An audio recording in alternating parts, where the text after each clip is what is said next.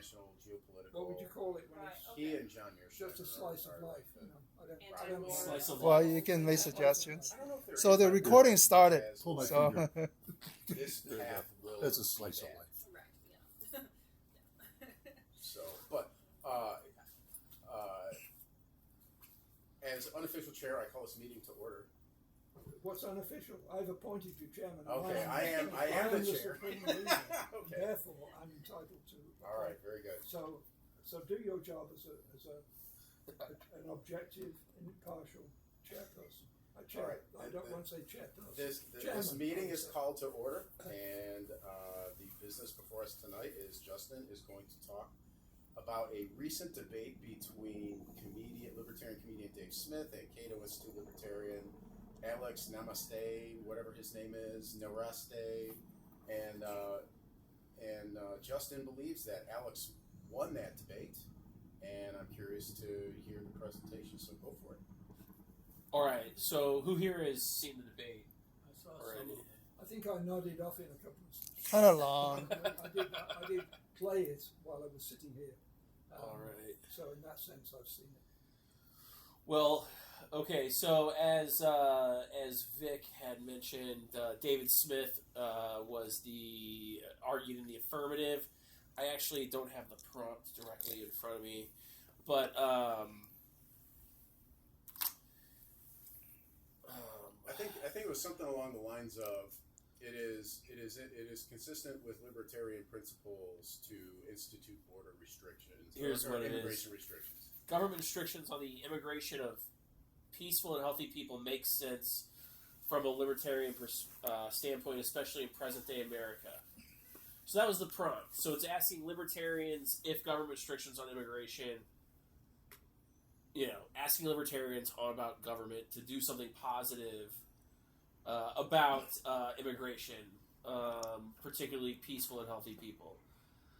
So I believe it's pronounced Nowrasteh or Nowrasteh.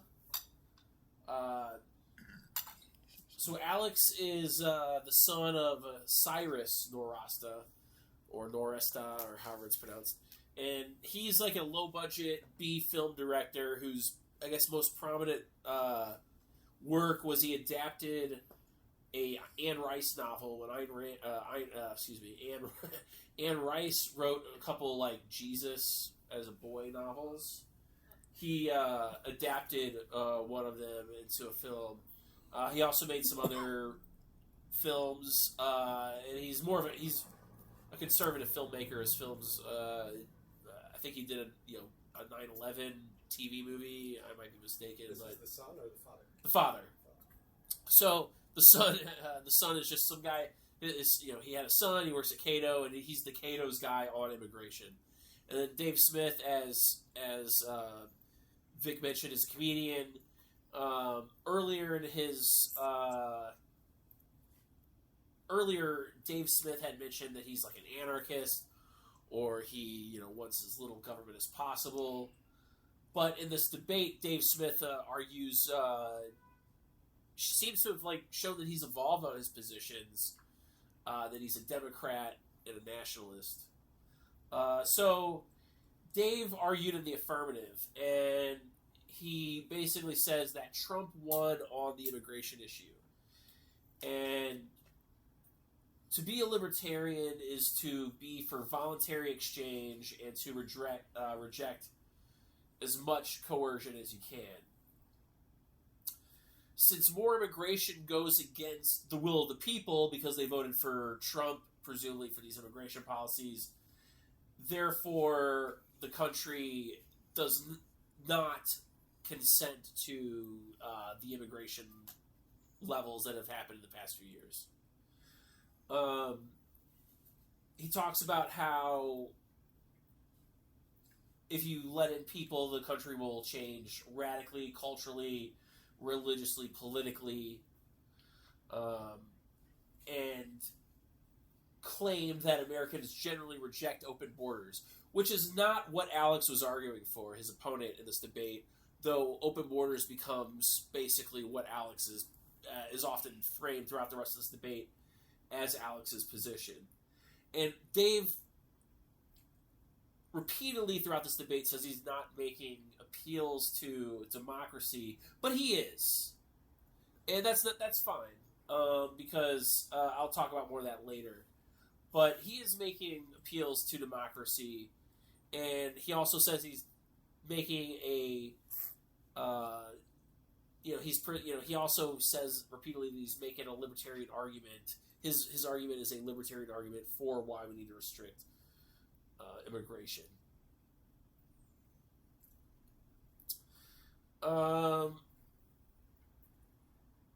And he does grant libertarians, for libertarians intuitively, if you know what a libertarian is, you would think that, they want to get the government out of immigration as much as they can. That's like, let's get government out of immigration. That's a libertarian position.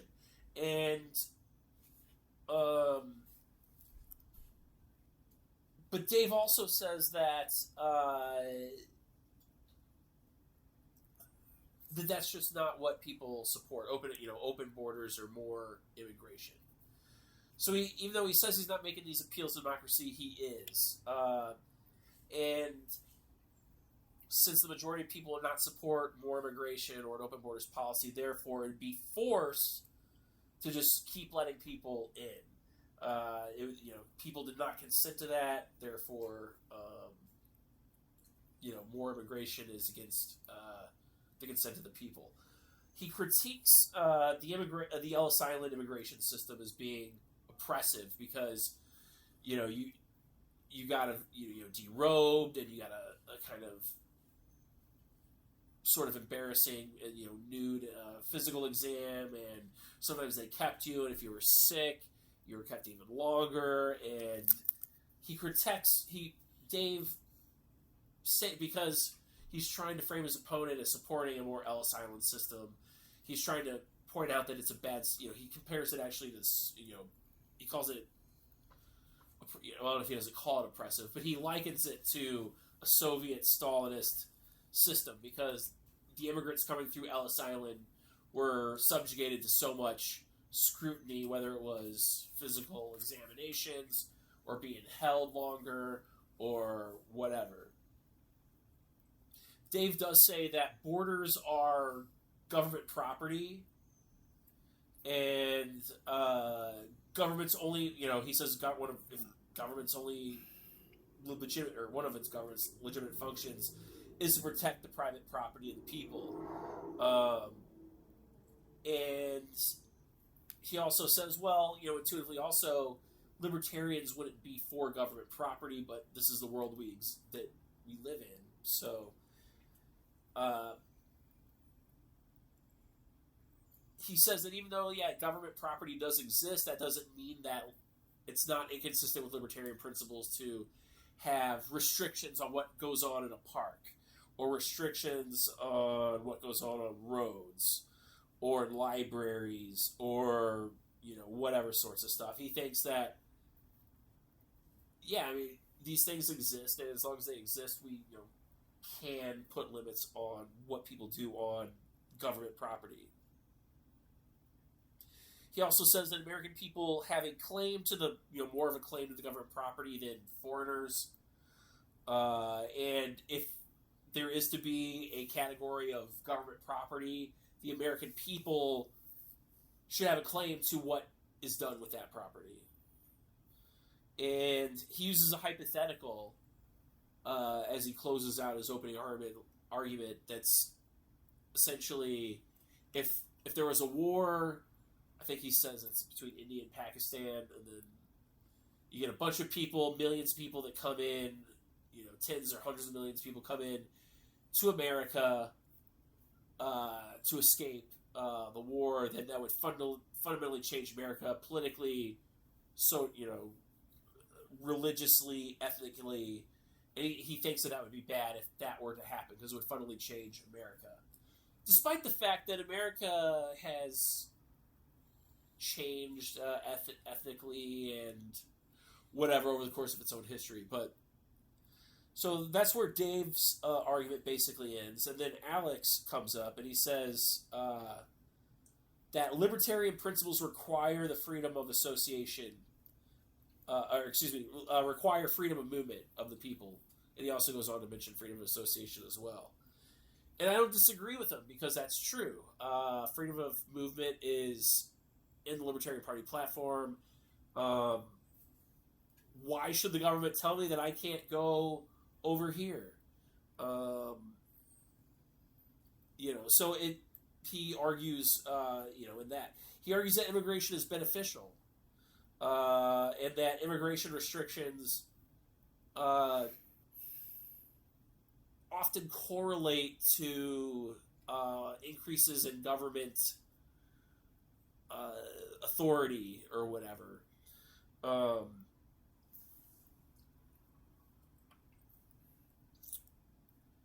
He says that the resolution is nonsensical from a libertarian standpoint because the resolution, as I mentioned, asked for libertarians to consider.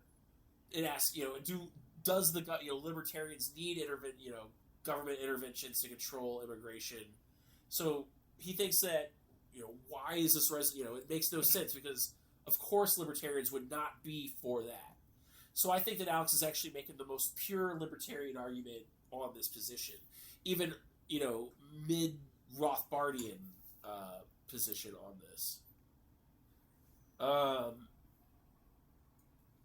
Because immigration laws are regulations, and they're regulations imposed by the state. Seems pretty cut and dry. Libertarians should oppose that type of stuff.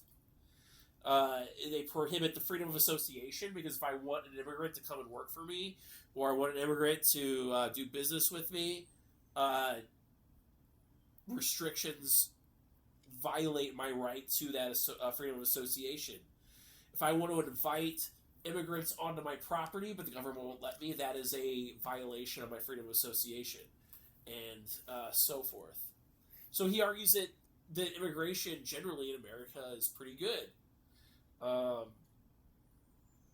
Immigrants do not take more than what they do. They generally break even or pay more than what they receive. And when periods, he argues that periods where there's more immigration slows the growth of government. He points to unions being that because unions generally have nationalist policies and are the most effective at convincing governments to expand and be more progressive or whatever. They increase economic freedom or have no effect on it. Less likely to be immigrants are less likely to be arrested or be criminals. They turn out that a lot of the common arguments against immigration is they are fundamentally against American principles, so they tend to be socialist, whatever. He argues that they slow or stop socialism and not spread it. Libertarians who are anti-immigration also will often point to that the children of immigrants will use schools or other government services to therefore they are not net taxpayers. But what he also argues is, well, then that's just an argument for privatizing schools or school vouchers, not limiting immigration.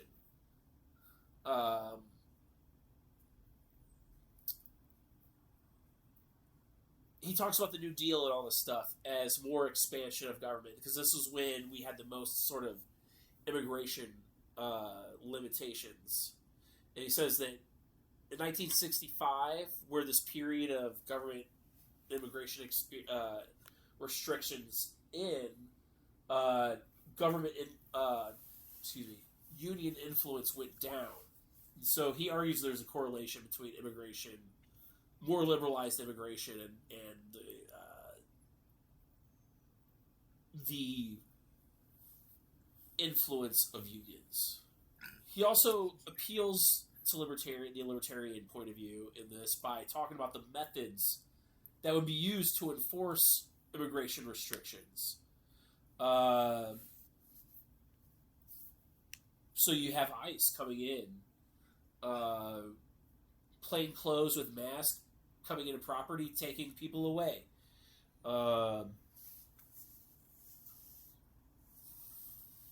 As we've seen, there have been people who have been deported who have not been criminals. They go to El Salvador, they go to other places. They're taking immigrants to Guantanamo Bay. No due process. And he argues that this is violates the private property of people, just the enforcement mechanism should be enough for libertarians to not support immigration restrictions. And he cites Ron Paul, actually, who criticizes the plainclothes mask of ICE, and kind of closes his opening statement with that.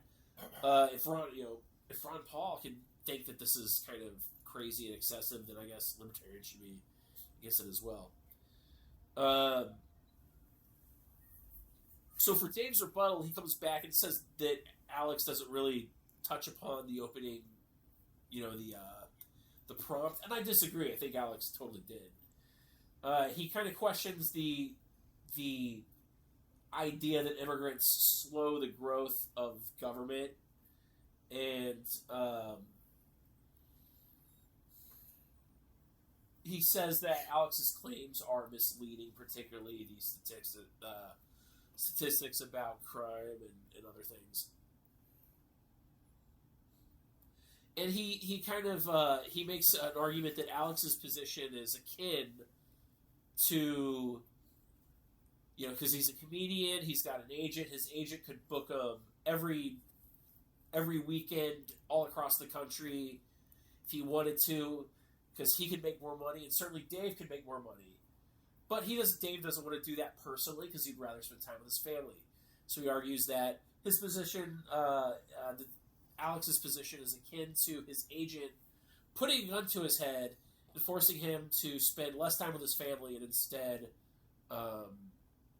perform on the road so they both can get paid. Alex's rebuttal to that, Alex's rebuttal, he comes back with the points about the enforcement methods. We're going to have immigration reform or immigration restrictions. Therefore, you're going to have government agents enforcing those restrictions, and they've been pretty harsh when they've been doing it so far. And Alex critiques Dave Smith's appeals to democracy, although, as maybe I'll get in later,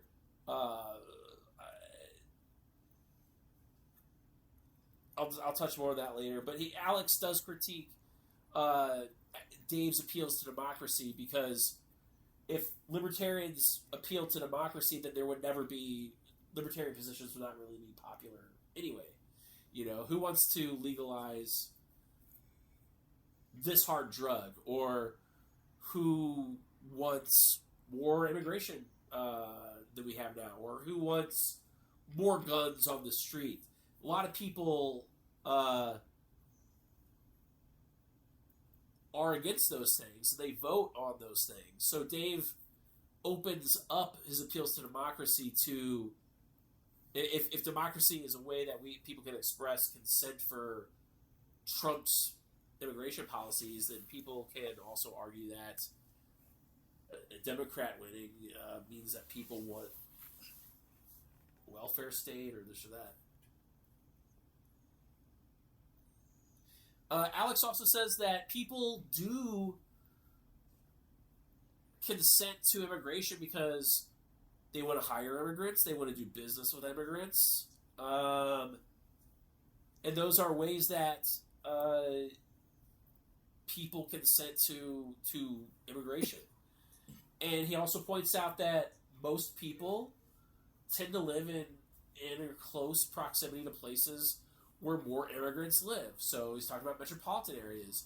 Certainly in metropolitan areas, there's a lot more immigrants than other places. Chicago, we live in Chicago. There's immigrants in the room right now. He points out that because one way people can consent to immigration, as they tend to be in close proximity to them as well. During the Q&A, Alex reiterates the fact that immigration kills unions because unions are the most successful entity in growing government.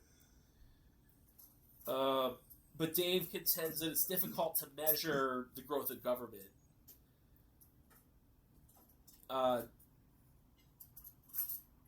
Gene Epstein, who's the moderator of the Soho Forum that put all this debate, brings up the Milton Friedman quote, "You can't have open borders in a welfare state," to which Alex retorts that a lot of people cut out the rest of what, and I don't have the quote pulled up, and maybe somebody could pull it up for me, but Alex mentions that a lot of people cut out the remainder of that quote, wherein Milton Friedman actually says that we need, praises illegal immigration because illegal immigrants do not partake in the welfare state. They don't do things that, So he was kind of making that sort of point with that. Alex also brings up it's easier to build a higher wall around the welfare state than to build physical walls at the border. And Alex also mentions that one of the ways that immigrants don't take more than they put in is that immigrants will often move to places as adults, and therefore they're not taking advantage of the school system or this and that. They usually go right to work. But of course, the children of the citizens citizens or the immigrants do take advantage of the schools. But they will often... he also points out that even, native children will be, when they, by the time they get adults, they already owe the state because of all the education, all the other services they'd received at that point. So that's why he argues that immigrants take less or pay more than what they take.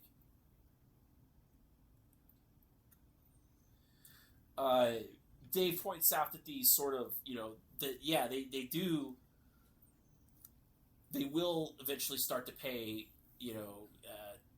pay into the system as a net over time, but it's not like an immediate sort of thing.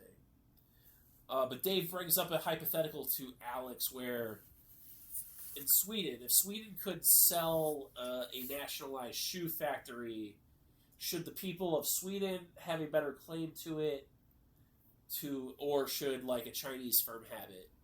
To which Alex replied that, well, who would get the most money out of it? And later within this hypothetical, Alex does admit that because it was government property, certainly whoever gets the most money out of it, the Swedes, should get the money because they theoretically had the right, owned it because it was a nationalized shoe factory, this and that. Alex also challenged Dave's notion about people voting for Trump as an endorsement of immigration restrictions. And he says, basically, people vote with their dollars more than they, do with their politicians. Therefore, they will buy things from immigrants, or they will hire immigrants, or they'll do other sorts of transactions with immigrants. So it's not just the democratic aspect of that.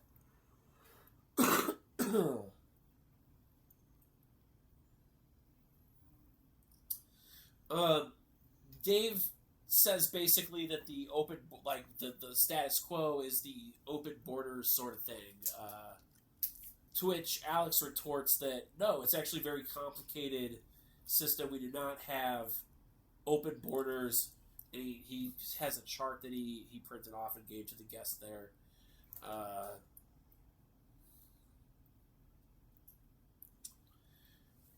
Alex is pressed on the Ellis Island style.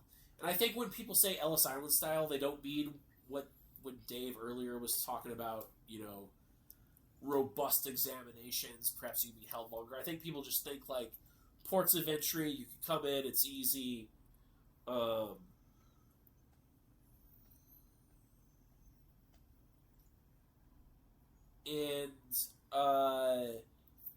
That's kind of he's more, Alex wants just something that's more easy than what we have now, not so much the rigorous examination that happened actually at Ellis Island. And he would also say that it's on the government to prove that the immigrant has committed crimes or is ill or whatever, and if they don't, then they should be able to come in. Dave uses an analogy about owning a home. So he says that, I own a home and I've got my wife and my children. If some homeless people want to come in and ask if they want to stay, I'm not the bad guy for saying, no, sorry, I got a family here. But Alex retorts that the actual analogy would be, you want to invite people in, but it's the government that's saying no. And I sort of agree with that. Gene Epstein points out that, if we were to go by the democratic method, that the Jewish immigrants that Epstein is descendant of when they came to America, nobody wanted them. So if they came despite most people not wanting them there, would Dave support that? And Dave didn't really give an answer, but it's certainly something to consider, And Dave also, goes more into the democratic thing. He also talks about public schools and his kids, and school. There's been people who lived in school districts who've paid property taxes over generations, and then their schools get decimated. Well, that's not a word I don't think anybody used, but they radically changed over time. Now most of the students don't speak English. Dave basically says he doesn't want his kids to be going to a school where you have traumatized kids who don't speak English. Again, he makes appeals to democracy, appeals to I'm a citizen, I can do what I do with government property. To which Alex says, well, no, that's more of an argument for school choice. Don't restrict immigration because the public school might change. We should be pushing for school choice. And in their closing arguments, Dave, well, I don't see what I really wrote here on my notes here regarding Dave, but Alex talks about how he got to the debate that night is he took a train from Virginia to New York. And by virtue of taking the train, he didn't violate anybody's property rights. He didn't come uninvited. So he's kind of framing it in a way that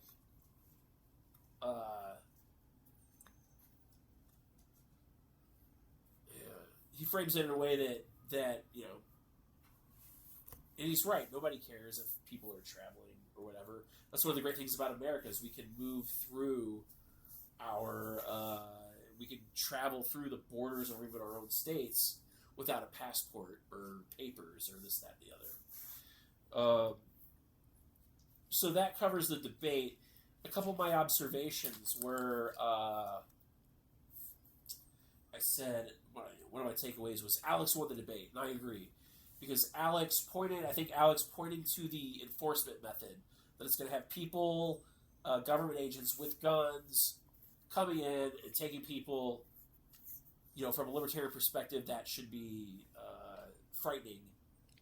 It's also though the Libertarian Party does not certainly represent the entire libertarian movement, his argument is close to what the Libertarian Party platform is.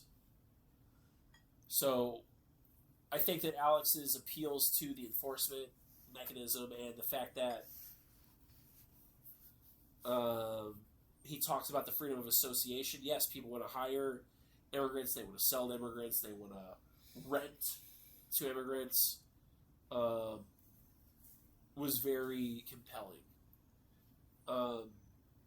Another takeaway is Dave, who used to be a Rothbardian, is now speaking,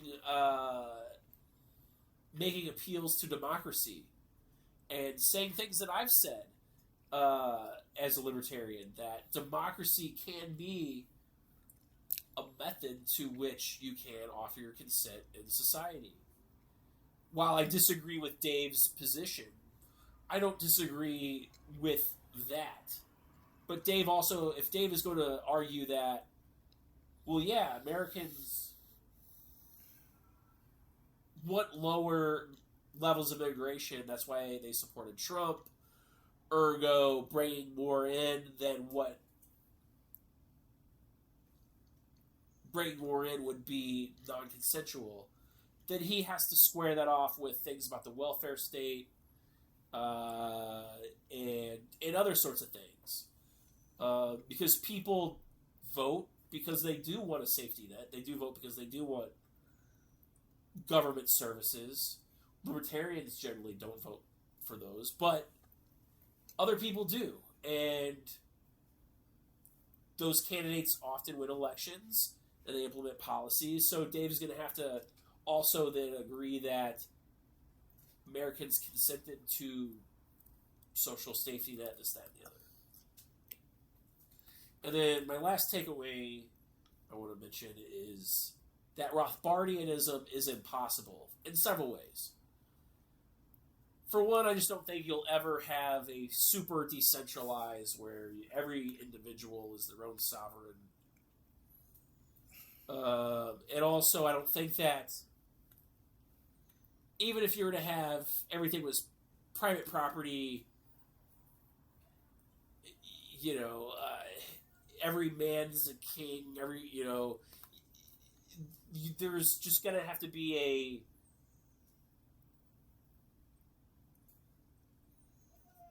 a sort of collective defense that becomes a de facto state. And this was something that I think Nozick kind of describes in his philosophizing that Rothbard disagreed with. It's impossible in a practical manner, but it's also impossible because even Rothbard went against the Rothbardian position in the 90s. Rothbard went from anarcho-capitalist to Buchananite. Dave Smith went from Rothbardianism to supporting the will of the people. And he talks about his kids. Does he want to raise his kids in any country that is nationalist sort of thinking? That's something that I don't think anarchists would generally think about. And if you're an anarchist, then certainly you would be against sending your kids to public schools. You would certainly be for defunding the police, though I think a lot of anarcho-capitalists probably looked against those slogans because it's people associated with saying those slogans. But Sorry, it's just that my brother is coming in. The rest of my brood is joining us. Slight interrupt. yeah, I recognize some of them. Welcome back. Nobody Good told to me see about y'all. a brood. So I'll just close with saying Rothbardianism. It's impractical. Even Rothbard couldn't even be consistent Rothbardian because he went in with a protectionist immigration policy towards the end of his life. It's also impossible because, well, the thing with anarchy is there's nothing that stops people from forming governments. And so those are my thoughts on this debate. So, thank you. You just blew off Rothbard. Way to go, dude. Yeah, I'll do it again. The chair opens it up for general discussion on questions, rebuttals. I do want to say one other thing. Though Alex won the debate, there is merit to Dave Smith's points about democracy being a method to offering consent. And some of the people in the room have heard me talk about this before. But yes, though I think Alex won the debate, Dave does have good points about democracy and how libertarianism and democracy can be reconciled.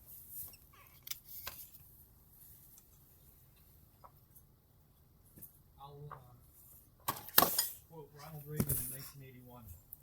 He said a lot of this type of thing during that time, and a little bit later, like this City on a Hill speech, he said some of this stuff. This particular quote, it says, "Our nation is a nation of immigrants. More than any other country, our strength comes from our own immigrant heritage and our capacity to welcome those from other lands. No free and prosperous nation can by itself accommodate all those who seek a better life or flee persecution. We must share the responsibility with other countries." So people who kind of, I don't know if we have like a collective amnesia about this type of thing, but sometimes you will like quote something like this to a conservative, and it's like talking to a brick wall. But the point is, I agree overall with the notion that overall, it's a net good.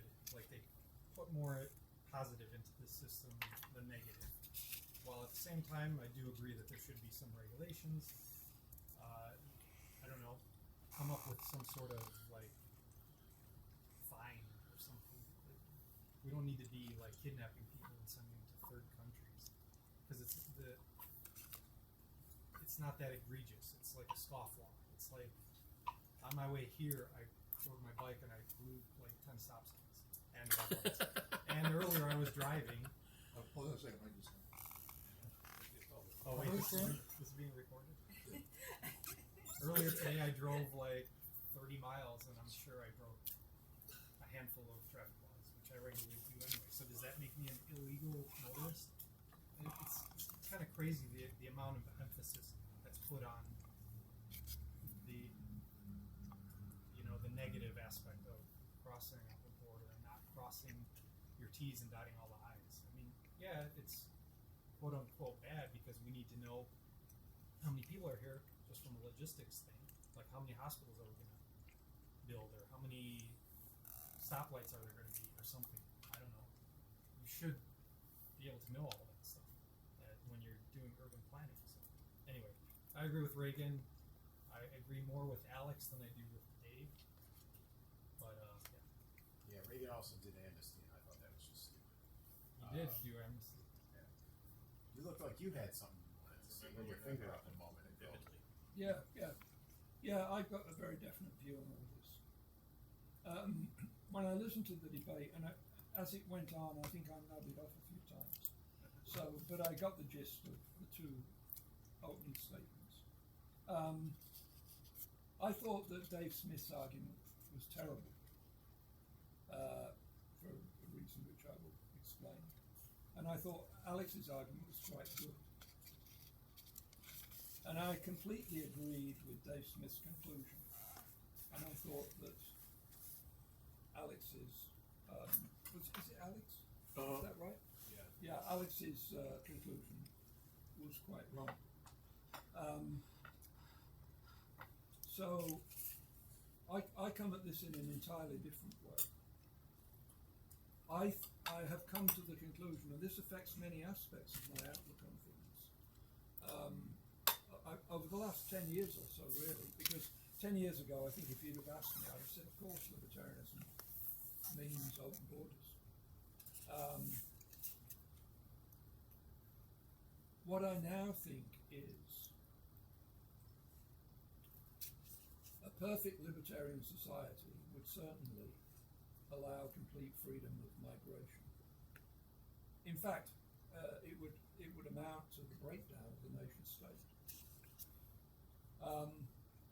But I think given that there are certain rather immovable institutions in place that prevent a perfect libertarian order from coming into existence, maybe only temporarily, maybe only for the next 500 years.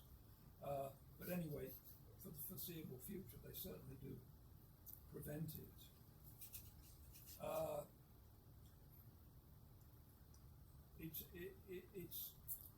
It's correct to look at things which counterbalance those departures from a libertarian society. So, I mean, let me mention a case that has nothing to do with immigration, just to illustrate the point.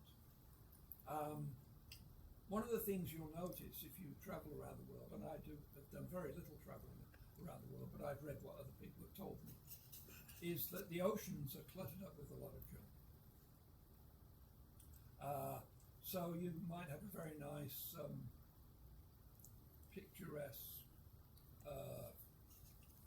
seaside place on the east coast of Scotland, let's say, not far from Aberdeen, let's say, and all the water around there, the ocean water, is full of plastic wrappings and things like that, and this junk, which is an eyesore and aesthetically extremely upsetting, I find it so. Most of it comes from China, but tourists who come into that east coast of Scotland beauty spot, they don't think of it like that. They think what slugs and what creeps the people who live here must be, because they're generating all this stuff. They don't realise it came from China and went halfway around the world to get there by ocean currents. I think that some of the reaction to this is overblown, and right now this isn't for me an urgent issue. However, I can imagine it getting so bad that that the question would arise: should we have a United Nations ocean organization with real teeth that would police the emissions of junk into the ocean? And I can see the possibility that, given the alternatives, I might, like in a direct vote, like a referendum, I might support that. Now, if like me, you came through the school of the 70s and 80s of Murray Rothbard and David Friedman, and both slightly different systems of anarchy, libertarian anarchy, and then Nozick was 1974, so it's quite early on. So you have this general sort of background, which was my background for many years. Rothbardian anarchy or David Friedman anarchy, and actually I would prefer the David Friedman version, because I'm not a Misesian in methodology. But you know, we know what would happen in that kind of society. There would be voluntary free market courts which would establish property rights in the oceans. And this is a challenging proposition because, of course, things in the ocean, like shoals of fish, move around. But it's no more challenging than, let's say, ranching in the 19th century American West, where, again, there were things that moved around. So we would say to ourselves, as you know, that a libertarian society, an anarchist society, can take care of that by protecting the property rights that people have in ocean resources. But we live in a world now where the idea of that anarchist system of justice in private property in the oceans being put into practice is virtually zero. In fact, most people would just be astounded that you would come up with such a crazy idea. So, given that there is going to be no, for the next 500 years, let's say, there's going to be no such system, you're confronted with allowing all this junk to be put into the oceans, or having some kind of authority, such as a United Nations agency with teeth, to prohibit it. And given that choice, I could see that the junk in the oceans might rise to the level that I would say, reluctantly, I have to support this United Nations entity. Now, I mean, I'm totally lacking in illusions about government bodies, and it's even worse, supra-government bodies like United Nations bodies. But I could see a situation where so basically what I'm talking about, the lesser of several evils, and it's the lesser of several evils because we don't have the correct libertarian anarchist sort of application. Now, in the case of immigration, the government acts in various ways to destroy natural immigration controls. And there are two things that would generate natural immigration controls. One is that in a libertarian anarchist society, or even a Nozikian minimal state society, there would be no civil rights legislation, and you would be totally free to discriminate against any other individual or group of individuals for any reason whatsoever. Including immigrants? Especially then. You would be entirely free in a libertarian society to discriminate. It's freedom of association. You don't have to associate.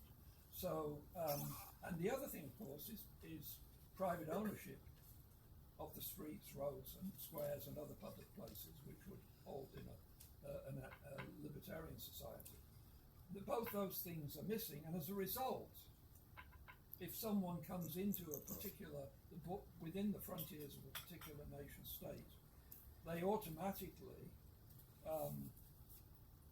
have all kinds of rights. Well, they don't automatically have them because the government could say, if you enter, you don't have these rights. But as a practical matter, given the democratic ethos and so on, that's what happens. So, if there were purely a libertarian system of law, you could keep people out. If there was a general feeling that you didn't like them. I grew up in the 1950s in Britain, where quite suddenly, after thousands of years of no sudden influx of people who were all that different, or rather the differences that there were, like between Huguenots and English, were on a global scale were so minor that they're more entertaining than anything else.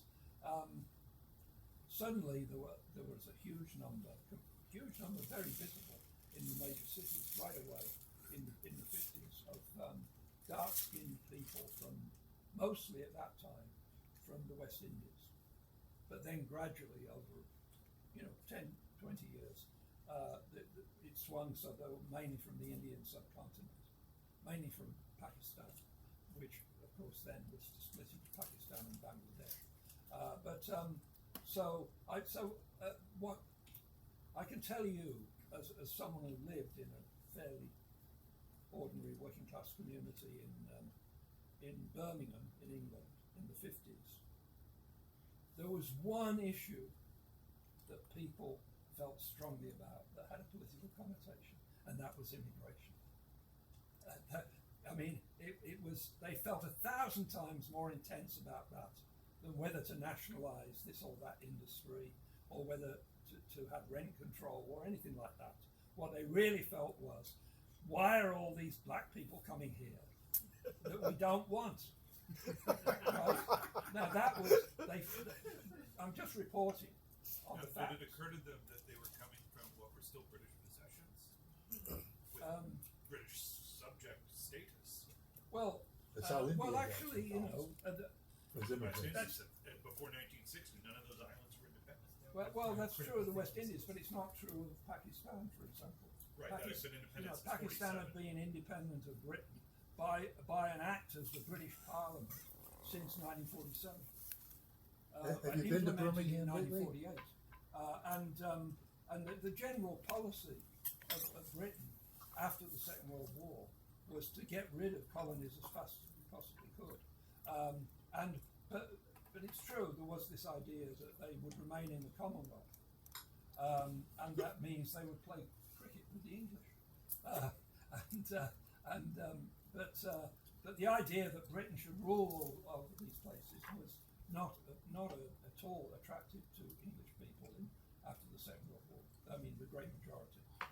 The number of people who felt nostalgic about and wanted to restore the British Empire was absolutely minuscule. There just wasn't that feeling. But anyway, that, you know, that's I don't think that's a relevant point, really. I mean, it seems to me that I'm just reporting, you know, exactly what Dave Smith says, that it's like an alien coercive interruption in your life.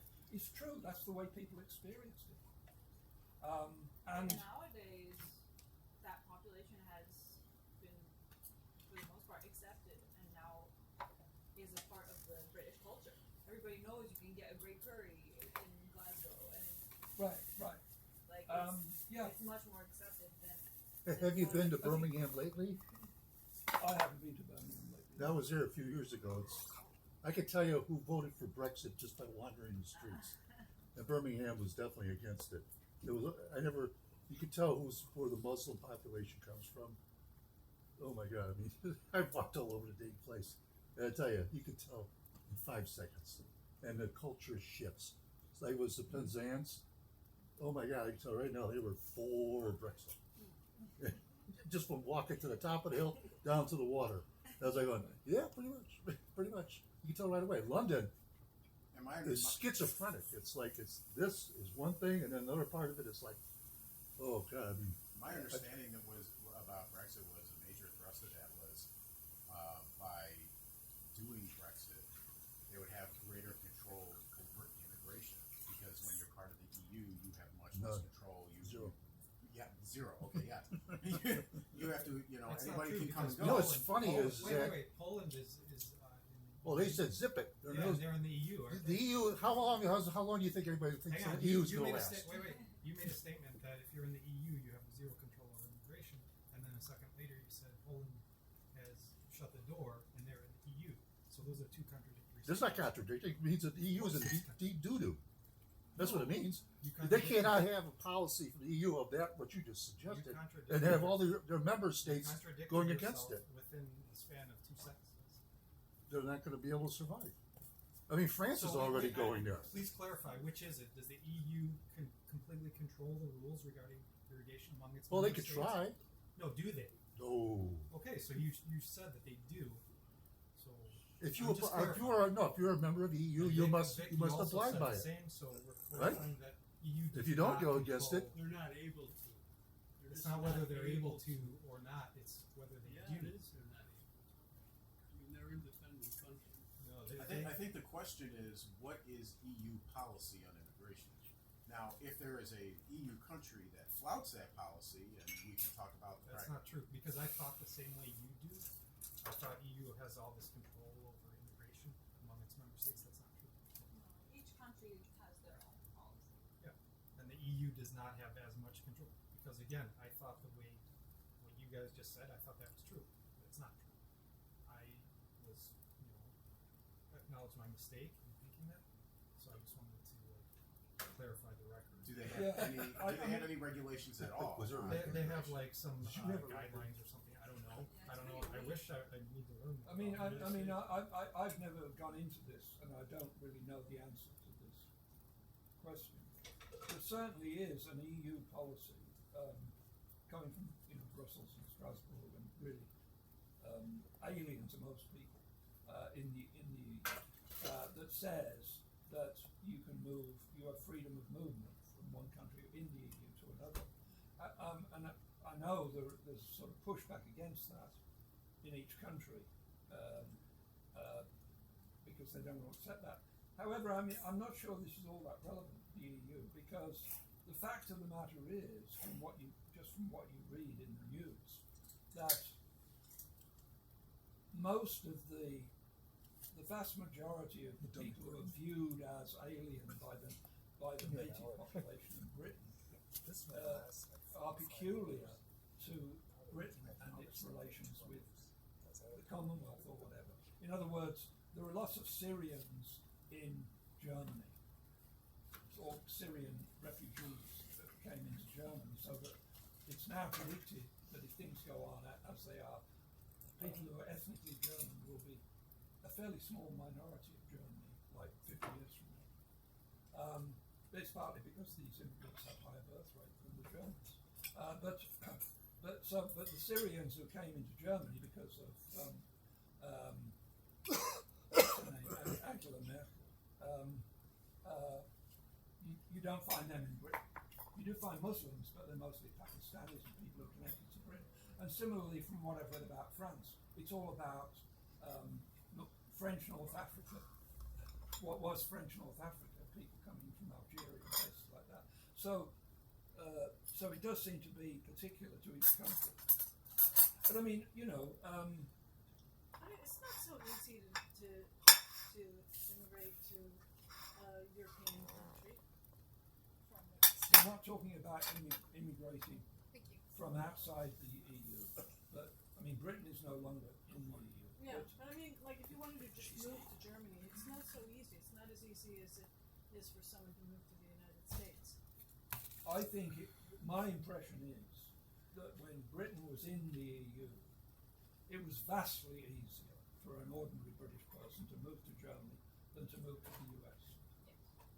Vastly easier. Really? Yeah. What was that policy I called? mean, Starts with an S. I mean, I managed the trip because I had an American wife. That was your predecessor. One thing that's So she got me into this country. You say princess? So I mean, Oh. except for that, how would Saw a I joke have about done it? that. I don't know. I mean, You guys didn't introduce me a joke, right? to get a green card This is my present one. back in when I came in 1980 was fairly easy. I think it's been toughened up since then. But I don't. Whereas if I was a Brit at the time when Britain was in the EU and I wanted to go and live in Berlin, I think there would have been nothing to stop me. That's what I was about to say earlier. Like, my status in There'd be nothing Denmark. to stop me. Yeah. It's in the EU. I've got freedom of movement within the Okay, EU. freedom of movement and freedom But to an work. American going over to Europe, American, you no. can't. That's Right, why, because America Oh. isn't in the EU. I know, but right. So, but we're talking about people. There is no EU of the United States, right? Right. No, So but we're talking about somebody coming called from. Indiana. I was making the point that it's, why is it such a big deal that the United States is tougher on immigration, or tough on immigration, because Europe is tougher. Yeah, like they don't have birthright citizenship. Yeah, right. Oh, in Which goes to Switzerland. Trump, neither does the Well, US. I'll give that 5 more minutes. You're in a very unique position. That was good. I think the immigration issue, like many other issues, we don't mix up different places, even different times. But mainly, I speak about places, because every place has their history, has their environment. That's what we call context. Yeah. We need to contextualize these things, and even through time. But I wouldn't argue that it's less clear to me, because through time, it's the same place. Through time, you have history, but definitely it's pretty clear to me, particularly the immigration issue. We talk about that context is U.S., specifically Trump immigration policy, right? We don't apply that to Europe. Just because it's not a big deal for Europe, why is it a big deal to U.S.? Well, my argument is that we have to look at the context, and just because it's not a big deal in one place doesn't mean it shouldn't be a big deal in another place. Well, my general feeling is that whether immigration is a good or a bad thing is partly determined by how quickly. So that a certain small percentage of immigration over a long enough period can be absorbed fairly comfortably without much strife. But if you increase the rate, then, and also of course if there's a big cultural incompatibility, as there is I gather in Germany with these former Syrian refugees and the German authorities, to such an extent that the police won't go into these areas and just allow the local Islamic thugs to police the area instead of the German police. Then I think there's a tipping point where it becomes conducive to a lot of civil strife. So I've changed my view completely on this. And also, of course, you do have the fact that we're at a point in history where certain ethnic groups don't replace themselves by natural means or any other means, whereas certain other populations more than replace themselves, and they are the people who tend to be looking for a spot in the homeland of the former group. So that adds to the tensions. Because when the Jews came into the United States in big numbers after the Civil War, it wasn't really a threat, and there were various reasons why it wasn't a threat and why they could be easily absorbed, comparatively easily absorbed. One was that their birth rate wasn't any higher than that of the Anglo-Saxons, and another was that there was a general expectation: you're a guest here, you better behave, and if you want to succeed here, you'd better conform. And people like social workers would be constantly transmitting that message to these people instead of transmitting the opposite message as they do now.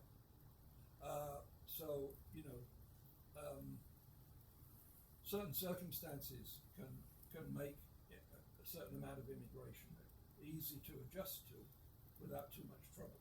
But it wasn't welcomed that way at the time, and we're near the same percentages now of about 15, Most people didn't care. 15% of the population, give or take, being foreign-born. And that was the level at which, like Gene Epstein was describing during the Q&A in that Soho Forum video, where the reception isn't particularly warm, and we're also moving the goalposts a little. It's easy to say in hindsight that, well, Irish assimilation wasn't that hard when it was extremely unwelcome, or Greek American immigration, Italian American immigration, and so on and so forth.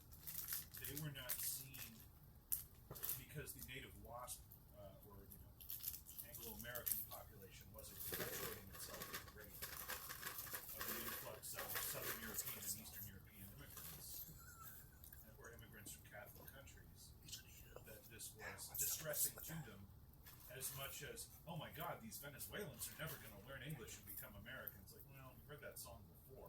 And in the Italian neighborhoods, the Greek neighborhoods, the Polish neighborhoods, from my perspective, we've seen that change over time. It doesn't mean that the reception is very warm or that the feelings are very lovey-dovey between the different neighborhoods. The Ken Burns documentary on New York, sappy as it is, had that comment that, it's not like it's the dynamism of a massive port city drawing in millions of people from all over the world. It wasn't kumbaya, one of the guys was being interviewed. It wasn't a group hug amongst different ethnic groups, but it was the opportunity to come here and thrive. And, And why? assimilation comes over time, multi-generation. I was just going to ask, why is it necessarily bad that a demographic should change over time? Yeah, we did. I don't think it Talking is. about birth I don't think it's necessarily bad, but I think it can Right, be well, bad. now that brown and black people are coming, Trump appeals to racism. And this is very common in many nationalities. It's not the first time it's happened. And it happened with the Chinese when they came to America. They were exploited. They worked on the railroads. And these are poor people, right? These aren't middle in stores in San Francisco and Chicago and New York. They're poor Chinese. And the hell with them. We don't need poor people. So poor Chinese, hell with them. Japanese people after World War II, during World War II, they were put into concentration camps. Middle class Japanese people, and they got reparations. So Trump is just continuing America as it is, as it has been, and it will be in the future for us. Poor kids are just as smart as white kids. Poor kids are just as smart as white kids. Oh, I love that quote. I love that quote. But to your question, it's a good question. Do you know Why who said is that, it right? why is it harm? What Yeah. does it harm to change the demographics or even culture? I don't have all the answers, but I have one answer. One of the factors, I think, is democracy, because one person, one vote, one head, one vote. When you have a lot of influx of outsiders and newcomers, you change the politics. It's more severe. It's on top of changing the culture. Maybe people can tolerate that. But when you have votes, that means rights. That means power. People will probably go over their threshold. I remember watching the series Rome. Well, it's just TV, but I remember it's a metropolis city like Rome. You have people from all over the place. Maybe it's dramatized by TV, but my impression. Romans didn't care that much. Even from what I know, they have more slave population than citizens, because they don't have one person, one vote. So that's okay. But if you're like a democracy, one person, one vote, you have more slaves than people, and slaves have their votes, then I think they will think it differently. So I think democracy, the Western style electoral democracy, is one factor that drive people to be against immigration, at least the influx of Because Of people are sudden not immigration. excluded. Because people are not excluded. And right. Republicans Because are one trying person, to one get vote, it less changes votes. changes a lot. They're But if you fighting don't have the voting vote, rights. yeah, you can come. Hello? You don't have the vote, you know. They're trying to do what? Wait your time. They're trying It'll to come around. take You away look at voting rights from people. my question about Chicago is In always what way? why are Okay, poor Chair, people not Chair. politically yes, as yes. the Irish? Can we avoid Order. You have like one Okay. Congress Okay, person. no Order. breaking up into separate Order. conversations. Okay, yeah, Order. good point. Chair, who's The, got the the floor? chair, the chair censors himself for not keeping things. Yeah, properly. Way to go. Very well deserved. too. I wanted to do it before the golden chair did it for me. I was going to ask you. You said that Republicans want to take away voting rights. Like in what way? All the time. Just one example. Just One example, the 1965 Voting Rights Bill. Okay, They what- want to end it. They took it away. How does that take away voting rights? 65 said no poll tax had to be paid, like black people, by any people, poor people. So the Republicans want to end that voting rights bill because it gives rights to people to vote. Have the Republicans been calling for a restoration of the poll tax? No, but they will, I'm sure, soon. Okay. All right. Well, you had your hand up. So somebody referred in the last few minutes to the native Anglo-Saxon. So that completely ignores hundreds of history of the quote-unquote real native people that were here before us. So David, are you afraid what the Europeans did to the native indigenous people that were here for hundreds of years? Are you afraid that will happen again to the Europeans living in North I'm America? not looking at it from that point of view. I mean, I try to have a big picture. Right, I'm not looking at it from that point of view. I mean, I'm simply, I'm taking the view that you can have an overall optimum, and in that overall optimum, I think every person who's a libertarian would agree that in that overall optimum there would be no national immigration controls. There would be freedom to move from one place to another without the government stopping you. And what I'm saying is for me, that breaks down because the free market and private property would throw up natural immigration controls. And because of certain measures that are in place and don't look as if they're likely to change in the foreseeable future, those natural immigration controls are attacked and undermined by the government, and therefore you're not looking at an optimum, you're looking at something that's far from an optimum. And so given that, this is my argument. I'm talking in relation to these two positions, the Dave Smith position and the Alex, whatever he was, position. That Alex's arguments were better because he was approaching it the way that I would have approached it 10 years ago, which is, what is most in conformity with a perfect libertarian society which is ruled entirely by private property, freedom of contract, and doesn't have any government intervention. And I think in that context, you would obviously not have national immigration controls.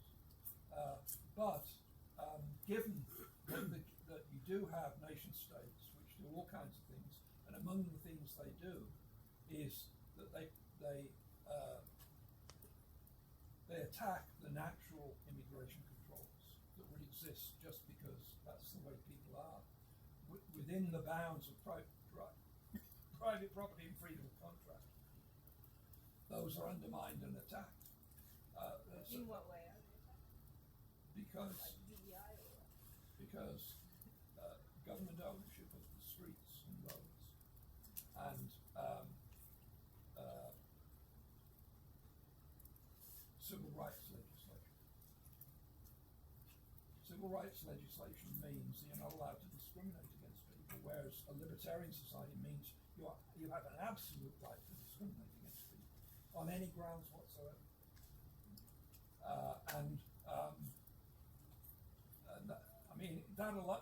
That alone would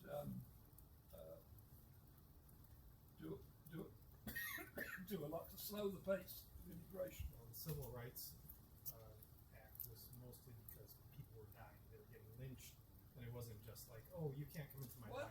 What's the Chicago race riots and like hundreds of years of violence and backed by the government. This is absolute nonsense. I have just been proofreading a book about the political career of FDR. That was the age of lynching, and it was appalling. It's just appalling to read about it. But there was no civil rights legislation under FDR. The civil rights legislation didn't come in until the 1960s, when there were no lynchings anywhere. It took them 30 years to do. But there were no lynchings anywhere. There hadn't been any lynchings for 30 The fashion years. had changed. You had the hill killing, you had some of the freedom riders being killed. But this is totally wasn't taking negligible them in compared with the lynching But that this sort of was going on. But the 19-teens, 1920 style the whole town comes out and gets their picture taken with the lynching. That had kind of gone. Had kind of gone. It had totally vanished. It didn't exist anywhere. And now the police kill people, they have absolute immunity. No, they Police don't. have immunity. I don't think I take that seriously. It's qualified. No, It's qualified. I mean the thing is, I think when I read about what happened under FDR and the way he kept on avoiding doing anything against lynching, and there was a constant clamour for him to do something, and he very cleverly kept on getting out of doing anything about it. And I'm certainly, I'll be 100% behind severe anti-lynching measures when lynching was going on at such a terrific rate in the 1920s and 1930s when FDR. I believe those measures came in under Truman shortly after FDR's death. What came in under Truman? He, even though he was from segregated Missouri, started proposing the initial civil rights legislation, much of it not taken up, but anti-lynching was at least the thing Congress is, might not have touched it. I'd have to check the details. this to me is one of the surprising things which I didn't know. And I did American history in my part of my degree at university in England. I didn't know this thing, that the need for anti-lynching legislation was very, very widely recognized in the 1930s. People talked about it all the time. And the way that FDR adroitly sidestepped it, and evaded it, and sort of used his wife because she had managed to make herself a kind of heroic figure in the black community. Although the Roosevelts never did anything for the blacks. Not the most elementary things that any fair-minded person would say, well, that's terrible. The New Deal has sometimes been called affirmative action for working class whites. Yeah. The New Deal deprived lots of blacks of their livelihood and replaced them with whites. I mean, all these alphabetic agencies, the WPA and all that. That's the way they worked, and that's why. Part of it was that FDR wanted to placate the Southern Democrats and avoid that kind of risk. But there are all kinds of things he could easily have done. Sure. And it could have beaten down the Southern Democrats and got some Republican support, and he could have got all kinds of improvements. No, it was terrible. And the thing is, lynching went away of its own. Whatever reason, there was no lynching to speak of after the Second World War. But there was a terrific amount of it. I've mentioned it to people as I've been reading this stuff.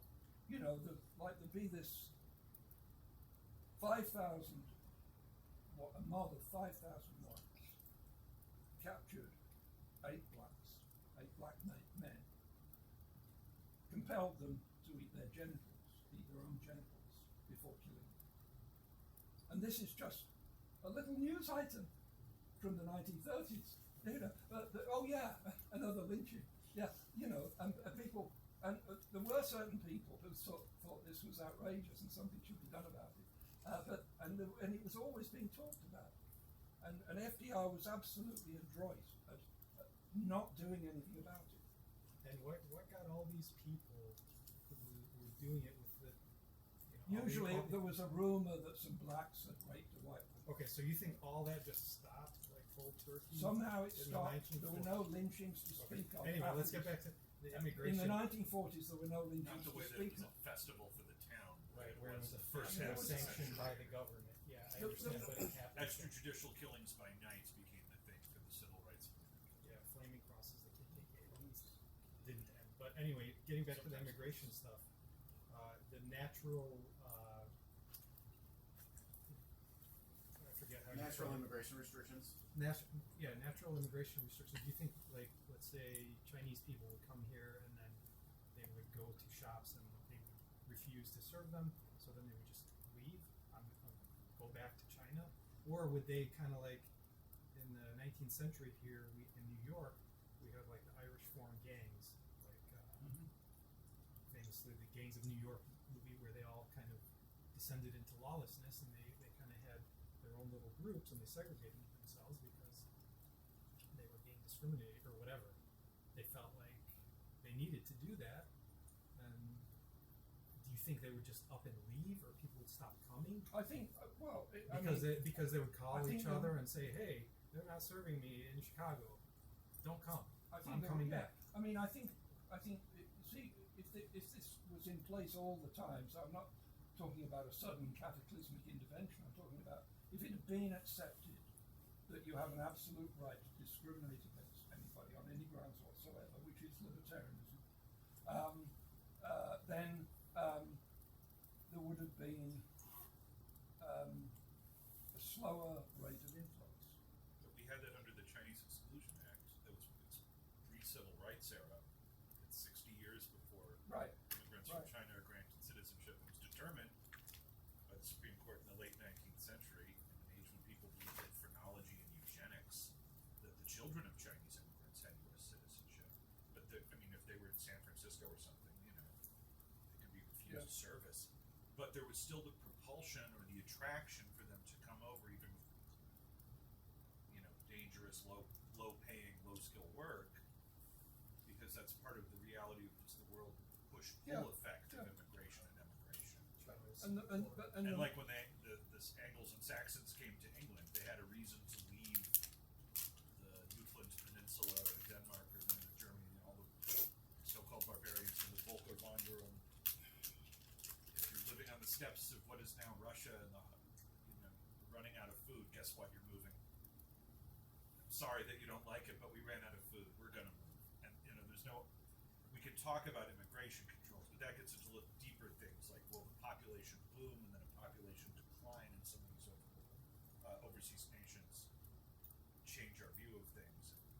China's about to have more old people than young people in the next couple of decades, and so on and so forth. Like Japan. One other thing I'll put out there, Eric brought up context earlier. One big difference between the EU and the United States, this is a settler state, and most of the European nations are not. The category of like to like, Canada, Australia, New Zealand, United States, Argentina, with a very high amount of immigration, the expulsion or reduction of the indigenous population, which is a little different than, Albanians moving to Italy, or Turks moving to Italy, Tunisians moving to Italy. How is the indigenous North American population coming through the Bering Strait any different than Europeans coming around boats? I don't get the settler.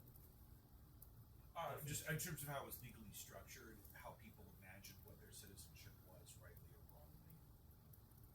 When the Europeans first came over, there was no structure. When the Europeans first came over, there was no structure, but they kept coming, and they kept coming in large numbers and wanting more people to work in their expanding economic ventures across the continent. The land speculation that comes with that, the new opportunities. I guess I hear that term settler state or settler colonial or whatever. I think there weren't people moving to Scotland that quickly, at the same time. They were moving out of Scotland, out of Ireland. I mean, there were differences of opinion among the whites, the Europeans who came to North America, of how the natives should be treated, and some were much fairer. Another William Penn stands out. Some who argued that they should be treated as equals, and I certainly think they should have been treated as equals, and there would still have been a huge movement of population. I mean, it's slightly complicated by the fact that some of the native tribes didn't have sort of the same idea of property and land. So the idea that you could actually permanently alienate a big piece of land might have been something that. So where were the natural immigration controls when the Europeans came over? Oh, well, I mean, because there was no government. There was no government. I think that's a very different kind of context. But I mean, I think that it was possible in principle for the Europeans to have behaved more in conformity with ethical norms than they did, and a few of them tried to,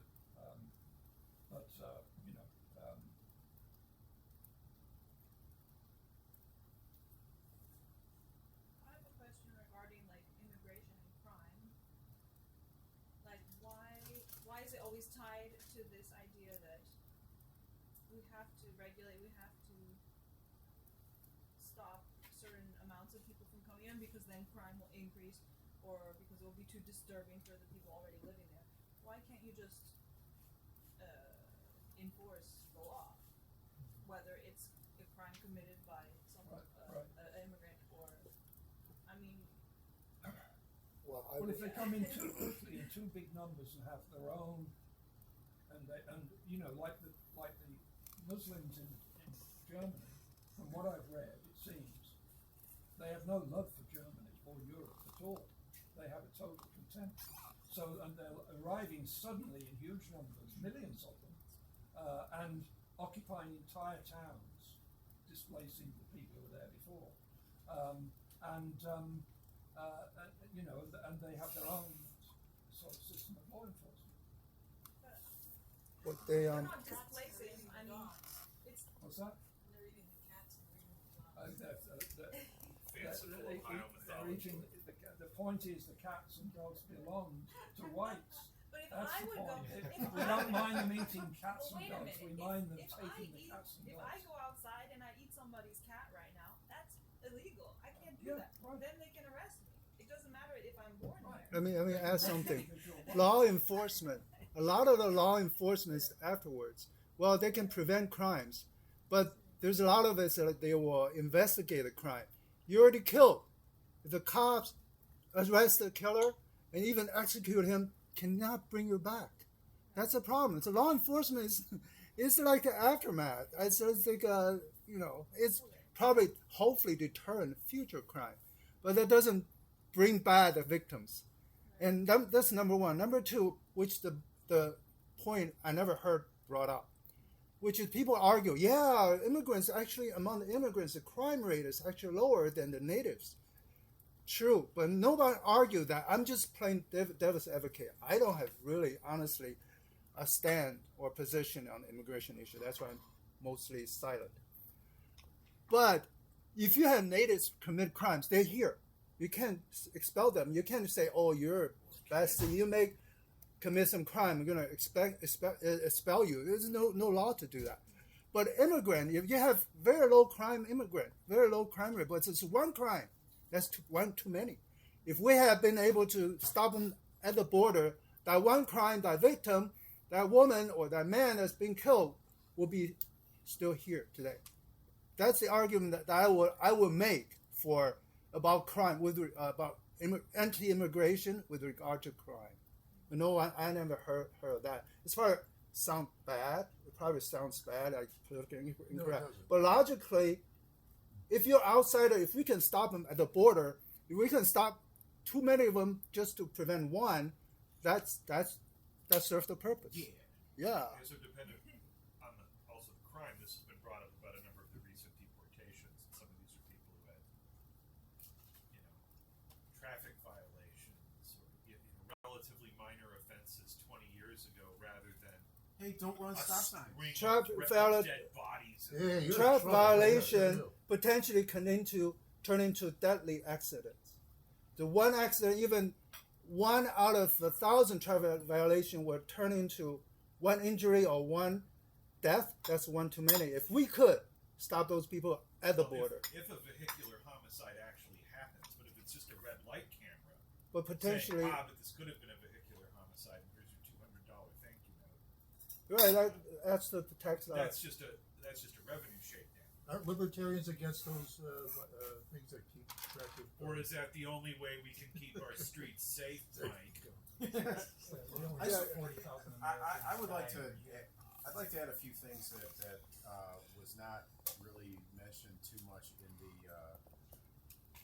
Alex Nowrasteh and Dave Smith debate, and that's the systemic problems that we have. Where for example, I think Alex was talking about like, oh yeah, they're not eligible for welfare, but yet I'm pretty sure, for example, in Illinois, they'll put you up in a hotel for free. They'll give you food and EBT stuff for free. You can go to school for free.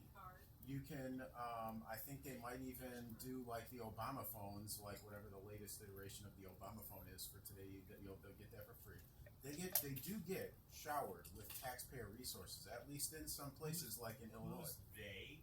Because if you go to every restaurant, the back of every restaurant in Chicago, I don't think those people all have free cell phones, but a lot of them are here without legal documentation. Or any warehouse or food processing plant or large farm with a large labor force.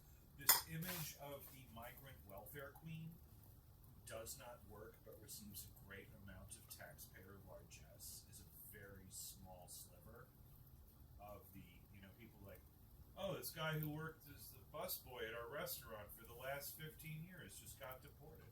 Who's not part of any of those things, is living in a tenement somewhere, or probably in a dormitory or barracks or house that's been rented out or owned by the owner of the restaurant. And those people may have quote unquote refugee status. Which has been massively abused. Massively abused. Just yeah. Of course. Like, just because you're, your economic situation in your home country was really tough doesn't mean you're a refugee. Refugee is like, there's a civil war and the, competing tribe was going to hack up your family unless you got the hell out of there. That's a refugee. Now, South African. how would you think about the low intensity fighting that's going on in the streets in Caracas and some of the other cities in Venezuela? It's not like Central America in the 80s. It's not full bombs going off, but it's like, political South gang side clashes. Right. Maybe on a grander scale than we see on the south side, but maybe we could think of it as somewhere between those two. I don't know, but It's not Beirut in the 80s, but it's not, Park Ridge today. if you had to take a guess of the illegal people who are here, how many of them do you think receive, public assistance? Well, how soon do they get permission to work? This is a big one about the contrast between Ukrainian refugees who get permission to work. They're off the welfare rolls fast. If you don't give them permission to work, guess what? They're fucking stuck. It isn't a robust system to help immigrants. Didn't people consent to that by voting for politicians that do that sort of thing? Harold Washington. I mean, if the Well, libertarian I'm position is we have to limit immigration because people voted for it, then the libertarian position on the welfare state would be people voted for it, therefore it's okay. Well, specifically about like welfare, like for example in Illinois, I am convinced that we don't really have legitimate elections in Illinois. That those are fixed, and it'll be Democrat governors forever and ever and ever now. Bruce Rauner won in 2014. That sounds like your What's rep that? democracy. Bruce That's right, Rauner right? won in 2014. They've been running shitty candidates. It was really bad. Edgar Thompson, my whole life growing up, we had Ryan. Yeah. Blagojevich was the first Democratic governor of my lifetime. I was born in 77. He didn't get elected until 2002.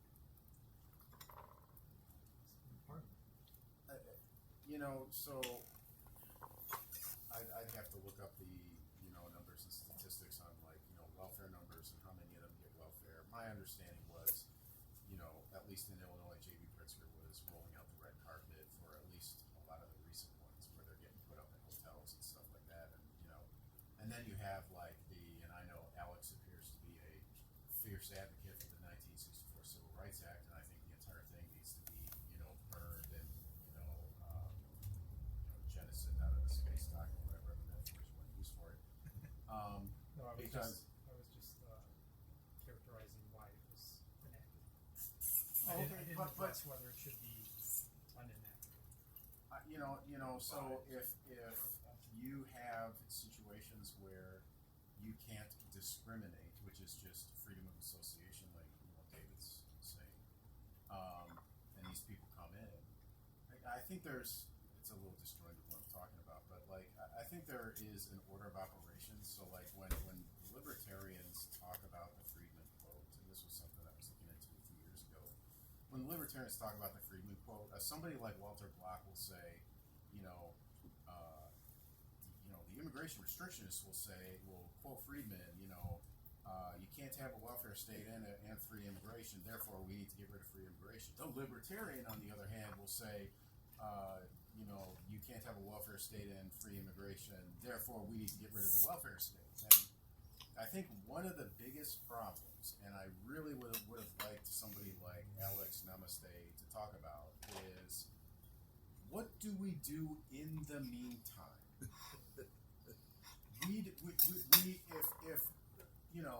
I think it's patently false, the idea that, it's harder to build physical walls at the border than it is to build metaphorical walls, around the welfare state in order to get rid of the welfare state. I think people will vote for anti-immigration stuff because they can't get school choice so easily, because they can't dismantle the welfare state so easily, because they can't dismantle anti-discrimination laws in the 1964 Act, so easily. So in the meantime, they're going to say, damn it, I don't want to have to do this, but like, we can't just like continue to have this free migration where all these other things are also in place hurting us. Like, running is good for you unless your leg is broken. Like, you can't just run when your leg is broken. You have to fix the broken leg, and then you can start running, or lifting weights, or whatever your preferred, swimming, whatever your preferred exercise. There is an order of operations. Like, these libertarians who are like, well, no, that just means you have to get rid of the welfare state, not free immigration. Well, okay, well, if we can't get rid of the welfare state, then what do we do? Then what do we do? Do we just put up with, oh, yeah, a bunch, they can just come in and they can just, crush the welfare state, they can overcrowd the schools, and Dave Smith can say things, I don't want my kids to be, very sensibly say, I don't want my kids to be with a bunch of foreigners who have been traumatized. Like, I think that's a reasonable thing to want to protect your kids from, Homeschool.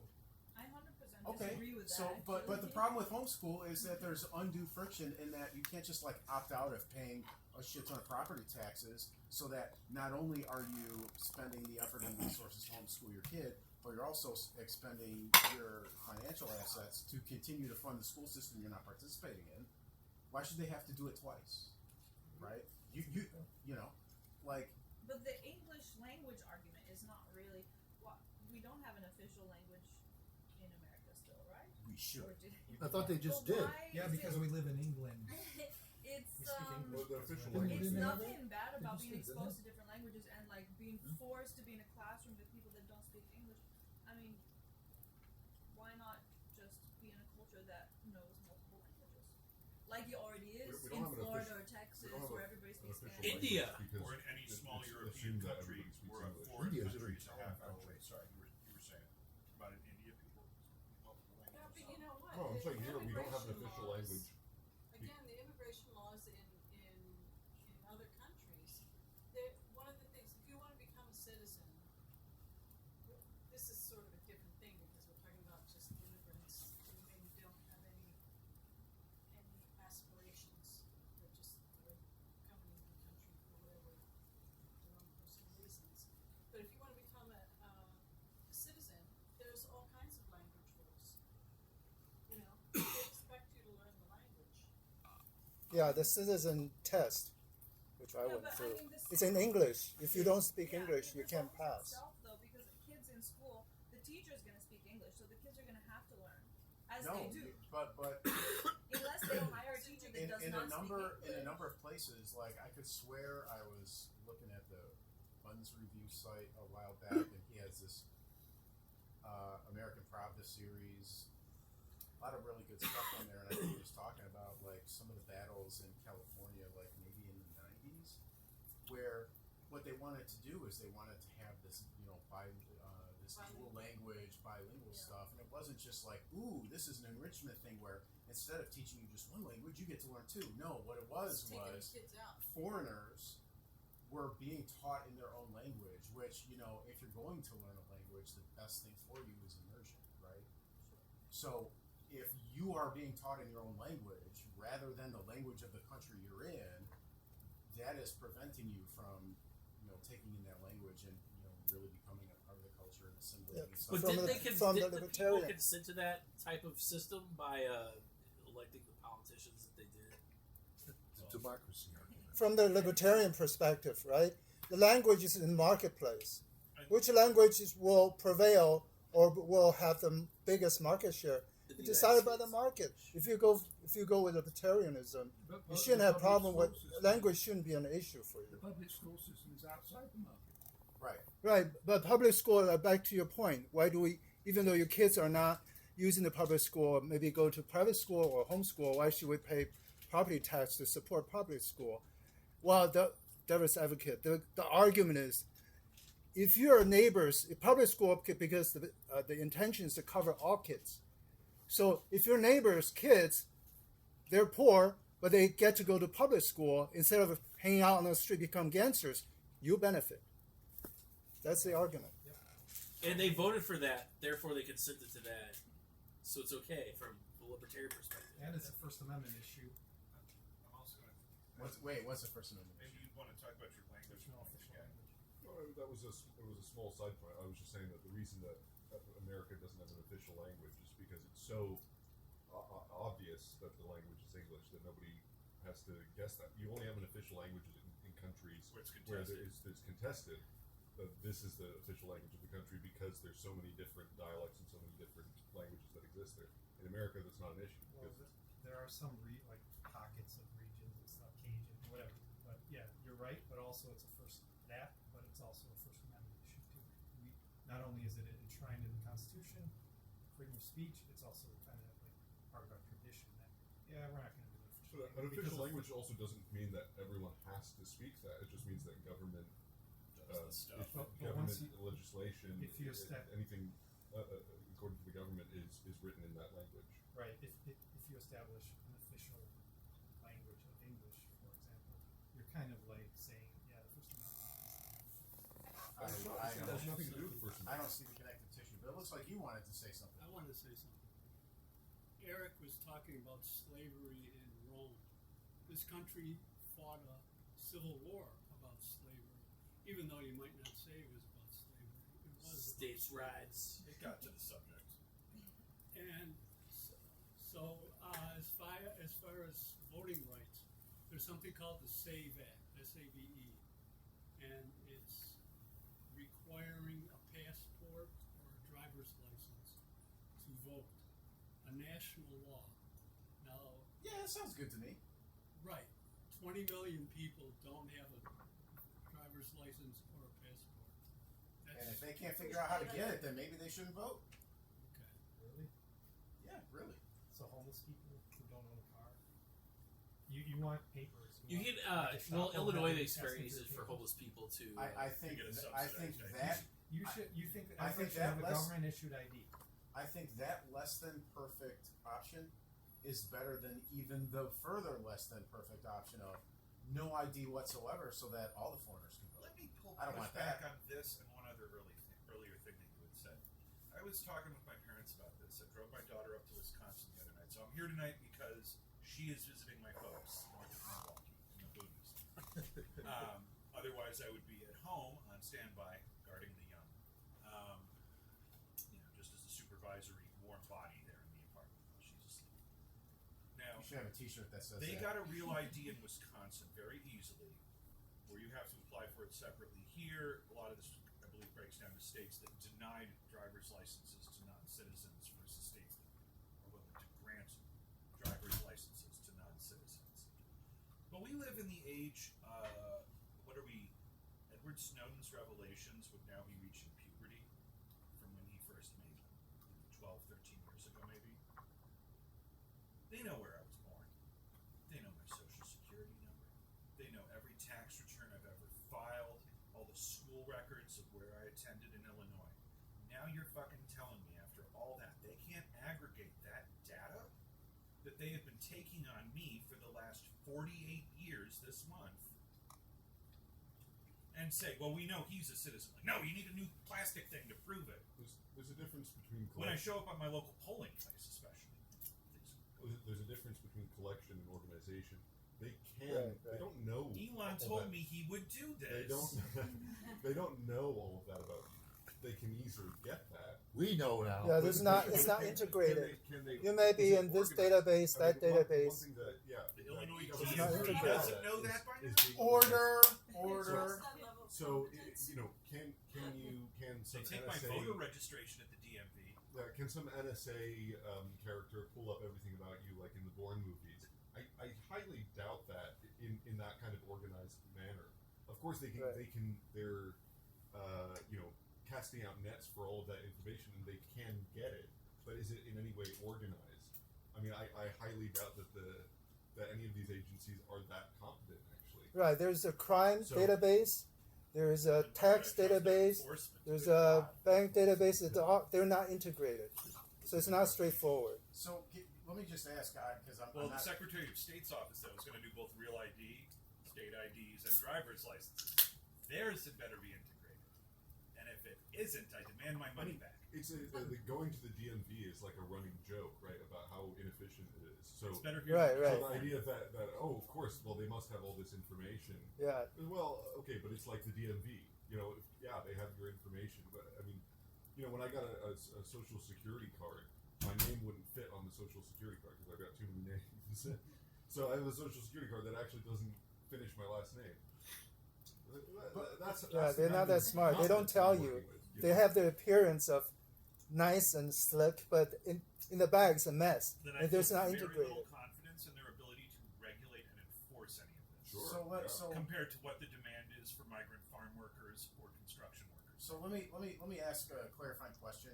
Sure. What are you objecting to something like voter ID or what is it? I'll deal with it, but it's sort of a joke that people think now adding this extra hurdle means they know something or are controlling something if they've had all this information in the same agencies the whole time and they haven't been able to integrate it wisely.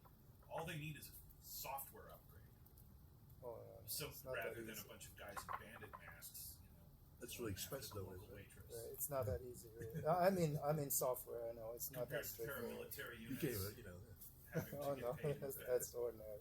you know, and wanting benefits. But it is a For way their for the poll paramilitary work. workers, to have something to turn people away.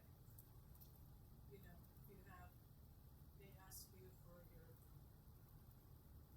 it's not a problem for you, right? But somebody who doesn't have it, right? I mean, it's a way for them to be able to enforce something on that level. I guess one is for permission to fly more than permission to vote. But for poll workers, though, remember what's the turnout in elections?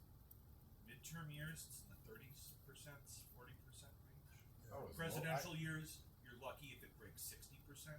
It's usually between 50 and 60% voter turnout in the presidential cycle. If you believe I don't any think we're of those numbers. overwhelmed with a large number of fraudulent votes.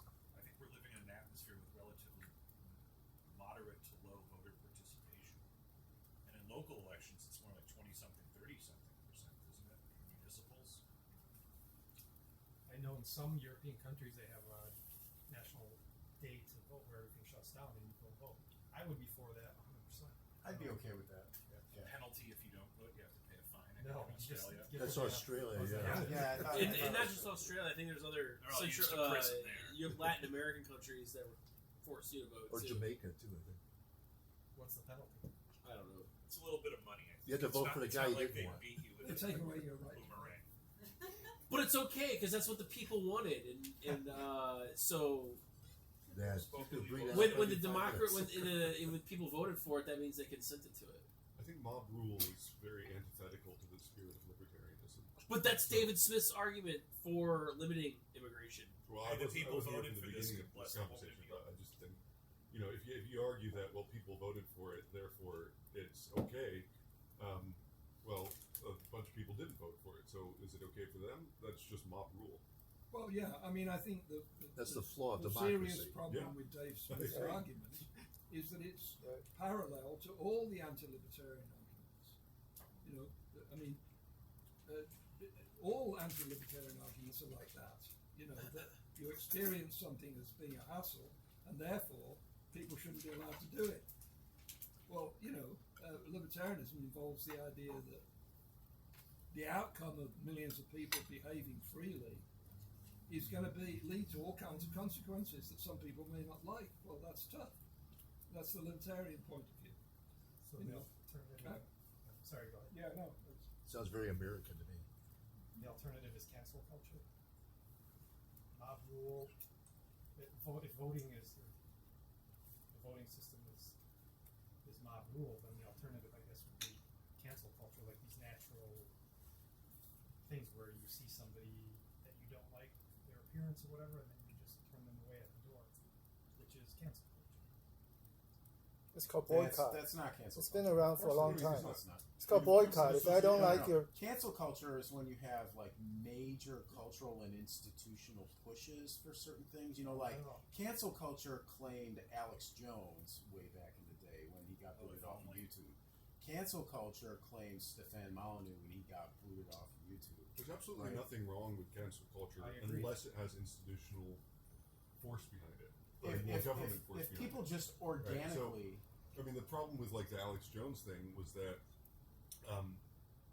then this was actually had some government force behind it, but people just on freely getting together and deciding that they don't like at someone is the basis for any society. Most cancel culture is Yeah, that's. I think it's a little bit less than clear cut, because nowadays you have institutions like YouTube that has monopolistic power, so they could just do as much damage as a government. But what about does. all of the startup That's a tough social call. media Yeah, outlets that were meant to, in their imagination, whether it was Truth Social or Parler or Parlay, Rumble. Oh, Parler was terrible. They went out of their way to destroy that thing. Signal, remember that. Telegraph, Gab. but Gab, all of yeah. these other, it's Rumble. Yeah. I'm tired of downloading new social media platforms. I'm only so techy, so I only keep up with so many. But people are willing to different form of migration, electronically migrate from one platform to another when they feel fed up by whatever Google or Facebook has Twitter. to offer. Yeah, I mean, to the extent that the social media landscape is a free market, which it isn't entirely because there are issues that interfere with that, then the fact that one company holds a monopoly doesn't mean anything, because if they're providing a service that people don't want, then another company's gonna The turnover is pretty high for, like Google. Are we just waiting for it to? Is it going to reach a certain point where it's not going to be Google anymore? And we'll all be amazed at whoever it's going to be. Well, in the Netflix meantime, is like- you're right. In the long term, nobody has absolute monopoly or Yeah. monopolistic power. In the long term, Short over term, time, you bet there will be another one that comes up to replace them. Yeah. Even there's another technology that replaces the internet, right? But in the meantime, they have monopolistic Yeah, power, and nobody lives forever, right? So they have monopolistic power 5, 10, 20 years. So would you be? Are you okay with you? Or is it okay with you, right? Well, I mean, the So question that's is they compared to just what? Compared like to what? What the- are you the- suggesting? well, is done about it? Because if the idea is, well, you have to bring in then the government to regulate them in some way to stop them, to curb their monopolistic power, are you really solving that problem, or are you just introducing a bunch of new? I For don't the know. government to come in would be worse in the long run. Yeah. That's all. In the short run, we're all going to be, But if the people Upset. voted for the government to like put down Guys, that's monopolies what and shit, isn't that kind of like them consenting to do that? Yeah, you got it. I'm getting images of the Titanic here. I don't know why. There's an iceberg here. I wanted to. When people vote on something, it I know, means but that some that's- people consented to it and other people didn't. That's all it means. That's all. Doesn't mean that everyone consented to it. It's just how Dave Smith bit his own tail. It's the best system. I just wanted to circle back on something you were talking about, like, is it necessarily bad if demographics change, right? It depends. Depends how that's happening, right? So if in America, when you have Native American, let me finish. Then a bunch of Europeans Wait. move on. The Is that chair bad? does not recognize somebody who is interrupting the chair. Right. So, it depends what's happening. I really think that the nasty, corrupt people at the top really have a dislike towards certain people, and I fit into that demographic, straight white male. And I remember, encountering bits of media here and there when it was maybe a few dozen South African legit refugees. These were not economic migrants. They're like facing a slow rolling genocide in South Africa. Okay? Just a few dozen. And how many establishment and left wing people lost their shit because they were white people coming in and getting refugee status? Like, it's totally okay if it's the more malleable people from more problematic countries and backgrounds, but like when it's white people, maybe they should just go back. Like, I remember seeing a clip from some African American woman talking about like they should go back, and I was like, wait a minute, is this Nick Fuentes? Is this Peter Brimlow? Is this Jared Taylor? No, this is some CNN left wing person who, because they're white, and seeing the reaction, the very different reaction of just a few dozen white refugees, and they started losing their shit. And it's like, you're showing your hand. You're showing your hand. Wasn't So- that because deportations had started, Vic? What's Of, that? like, Afghan translators who'd worked with the U.S. military were getting deported, and then they let in a bunch of people from where the Civil War ended in 1994. missed less than a few dozen people from where the Civil War ended in 1994 in South Africa. Like, the slow motion genocide is as exaggerated as any of the other refugee status inflation you were talking about. So you think what's happening to the white people in South Africa has been exaggerated? To characterize it as genocide is a staggering exaggeration. You think so? And if you're, but at the same time that we're deporting people back to civil war zones, that white refugees are being granted this, or what applicants are being granted this refugee status. So what That's does the democracy outrage. It's say? not because they're white; it's because it was in the middle of the past 6 months where we went from deport yourselves, you've already been warned, to alligator Alcatraz.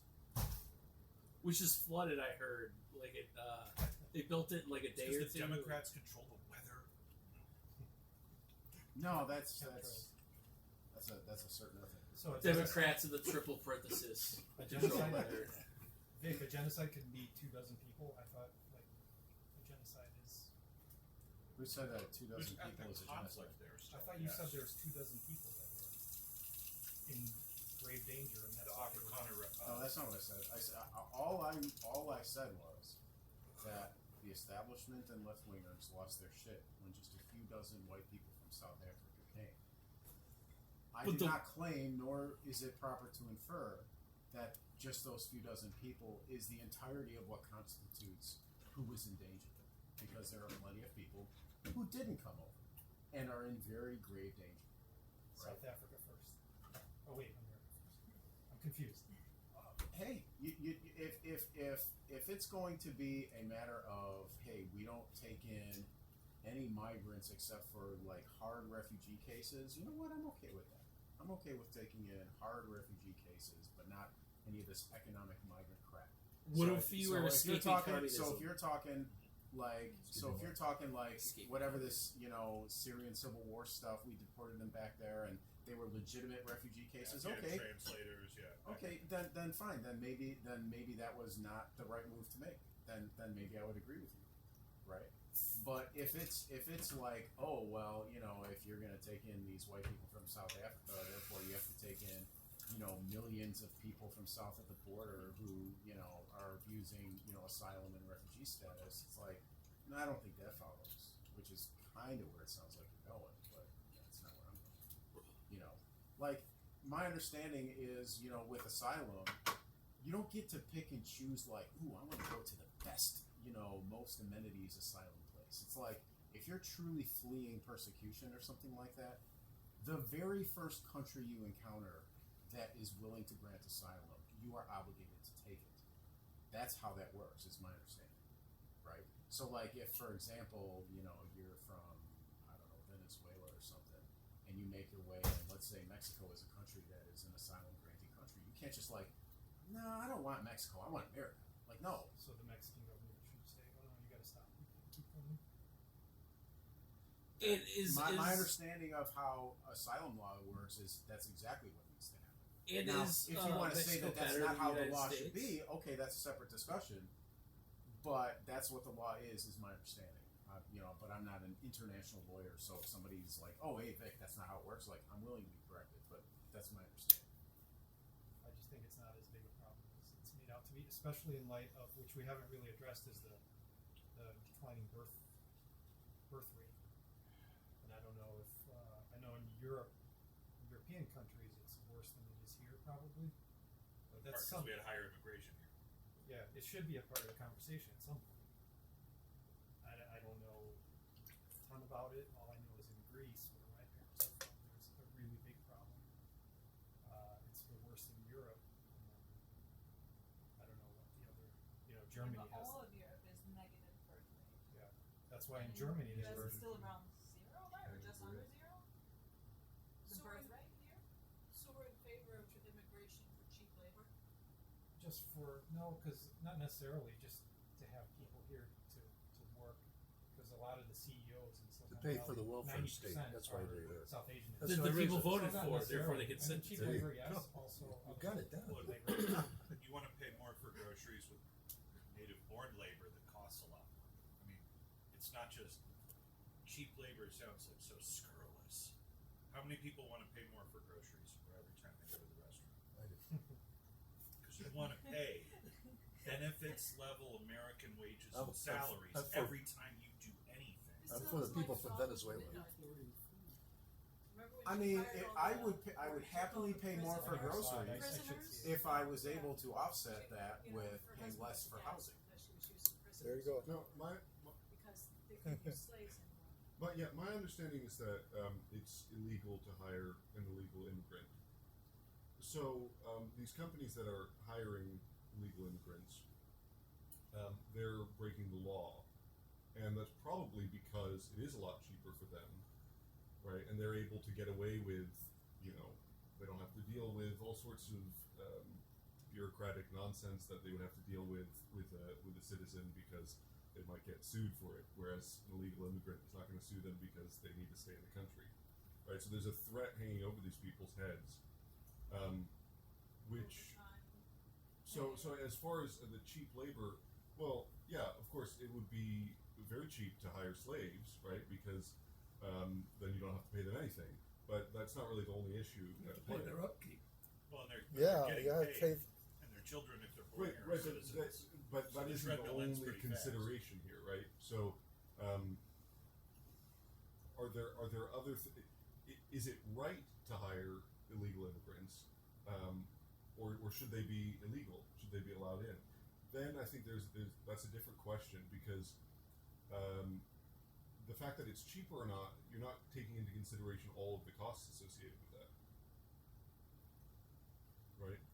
Well, and I think a lot of people try to pose that as the net taxpayer argument, which even Dave Smith tried to dismiss in the debate as not really satisfactory, because the value of the services generated by the work that they do, and then they go and live somewhere fairly inexpensive,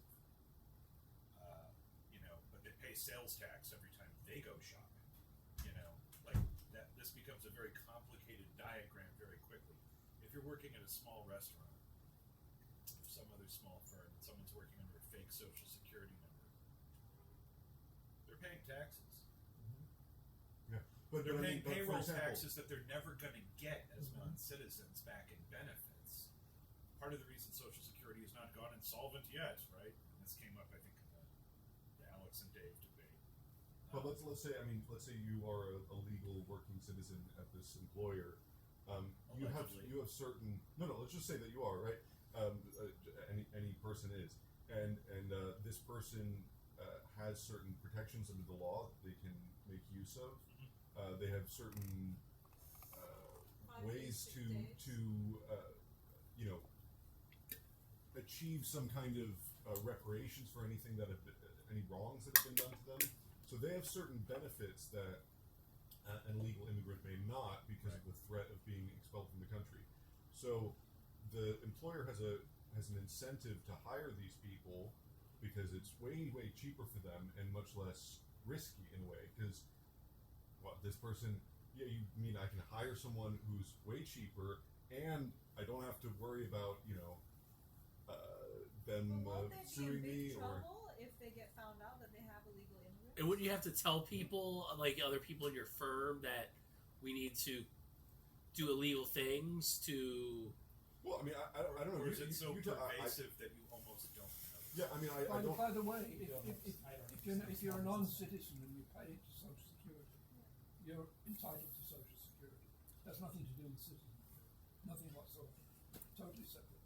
Well, it depends if you have an ITIN Well, or a wait a minute. Social There's Security so number. many different levels. There's, Right. You need a Social Security. there's illegal immigrants. Then there's people on refugee status. And then there's people with visas who are not citizens. I mean, those are not all interchangeable. Right. I'm just saying, as far as the argument goes, well, do we want cheap labor so that groceries are cheaper, right? Well, But yes. when people talk about Let's make sure that every employer, that we only hire the cheapest labor possible, and that no one gets any of the benefits that people actually wanted. People want the protection under the law. We want these other facets of life. It's not just the salary level, right? So there's all these other things that we're essentially exploiting these illegal immigrants in order to get that lower grocery price. That doesn't seem to me that that's at least something that And needs you to be might considered. sacrifice your middle class status if you were paying inflationary prices for all labor in all sectors, instead of having that as the steam valve on upward pressure on wages. One thing that I think is probably a good idea to keep in mind is, this idea that the steam pressure valve, steam valve, or whatever. Like, if we didn't have this kind of labor, the grocery prices would go up. Maybe not. I remember some content creator a while back, in the years ago, talking in the context of like slavery. And one of the effects of slavery, people think, oh yeah, slavery, free labor, blah blah blah. But one of the problems is that when you had this slave labor force, you were much less incentivized to actually improve your efficiency and production methods, like new technology, new machines, that kind of thing. Tocqueville, I think, mentioned that too, right? I don't know. I'm not. He looked at the north and south of the Ohio River. Maybe it becomes the case that in the short term you get a spike in grocery prices, and then all the farmers and the agribusinesses or whatever are like, crap. Okay, we need to accelerate our automation or machine method plans, and then the labor costs drop back down because they've improved their methods and stuff because of the higher labor costs of the native population as opposed to the illegal population. This is exactly what happens when they raise the minimum wage. Yes. Suddenly McDonald's, Yes. you have to start pushing those buttons. Yeah, as now soon as you have walk the in the door. kiosk now. Yeah, they got three people standing there working there instead of 10. going crazy with the French fries. Can I insert a question? Because I need some clarification. Because we're talking about illegal immigrants working. My experience, I used to be a immigrant before I became a citizen, before I got my green card. I knew how it was. Let me like this stuff. I knew it's recorded. I knew, and I know how hard it is to hire someone illegally to work for you. I know how hard it is in my line of business. Granted, I'm not talking everybody, right? And also my observation too. Also in my line of business, I work a lot with Indian people. They're from India. It's very hard for them to work illegal. Essentially impossible. That's what I see. And of course, granted, my nanny or my cleaning lady, I never check their ID or something. I don't even know their last name. Okay, so I don't know. Can someone give me are we talking theory here, or are they really prevalent? The illegal immigrants working is prevalent. I'm sorry. Exactly. I had the idea that it's not such a large percentage of illegal. When people are talking about cheap labor, it's just immigrants legally. Right. That too. Right. Before you get your green card, before you get your more stable status, you tend to get paid less. But if you get paid less, even though after you get your green card, because your next pay is based on your previous pay, you could be behind your whole life. It's paid less, but it's still within the legal regulations of where you're living, right? Right. I'm not talking about minimum wage kind of type of profession. I'm just in general. My question, there's two levels, right? One layer is, even if you're a legal immigrant, you still get paid less because you have weaker status than the natives. Number two, is illegal immigrants working really prevalent enough to move the needle? All I can say, I've never been in a position to hire anyone, whether they're immigrant or illegal immigrant or not. But I've lived in Texas and California, and it was just accepted as a matter of fact that this was going on all the time everywhere. Now maybe that was just a sort of. Hang on, what was it exactly? The idea that all of these restaurants and all of the sort of smaller little jobs, like gardeners and whatever, that these were all being done by illegal immigrants. That was just a second nature to everybody. It wasn't questioned at all. That was just in the culture, in the zeitgeist, that everybody accepted that. Now maybe that was just a foolish delusion or an Yeah, exaggeration like many or other a joke things. or anything like this. But that I stopped taking those for granted. yeah, I mean, may be completely wrong, but that was well accepted and it is accepted in Texas and certainly down in San Antonio and in LA. So, And since the late 2000s recession, the construction workforce has never fully recovered from the number of people who. This is another thing that happens: macroeconomic changes during the Great Recession. A lot of people moved back or didn't come because the opportunities were diminished.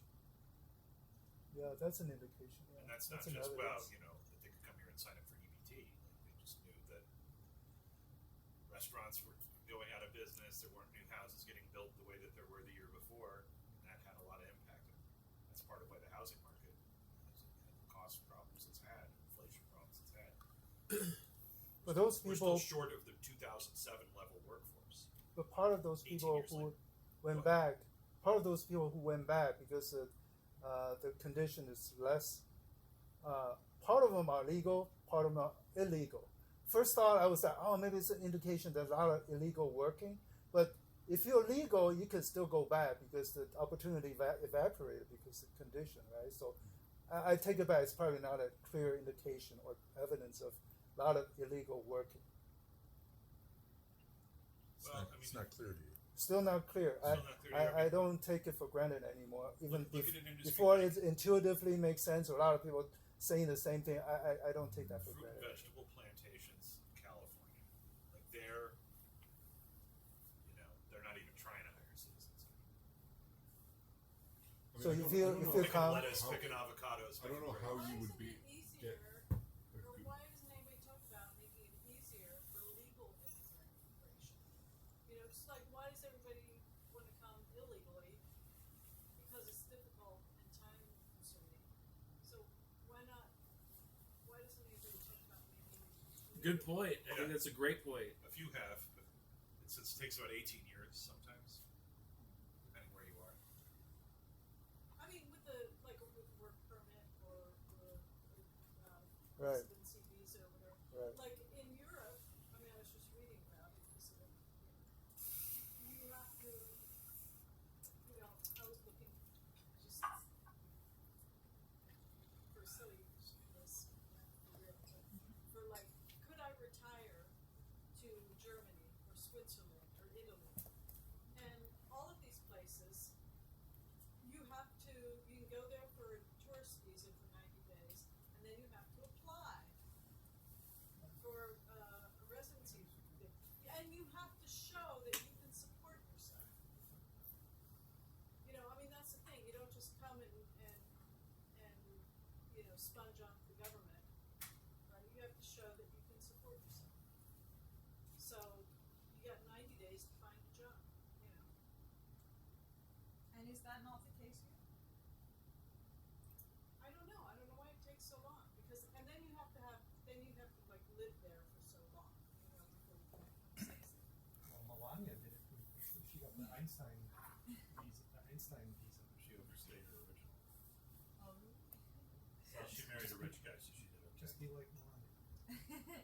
I mean, here again, this is the sort of thing between some of the different distinctions we've been talking about here tonight. People who are coming here and getting employed by somewhat surreptitious or less than fully legally documented means, but are working sometimes 2 or 3 jobs. I mean, you can't tell me they're not productive members of society. But for the legal path, you see certain distortions where there's a cap on the number of people from each country. One country can be above a certain percentage, and then what's the wait time for that? And what are the incentives for the people in that country to get here?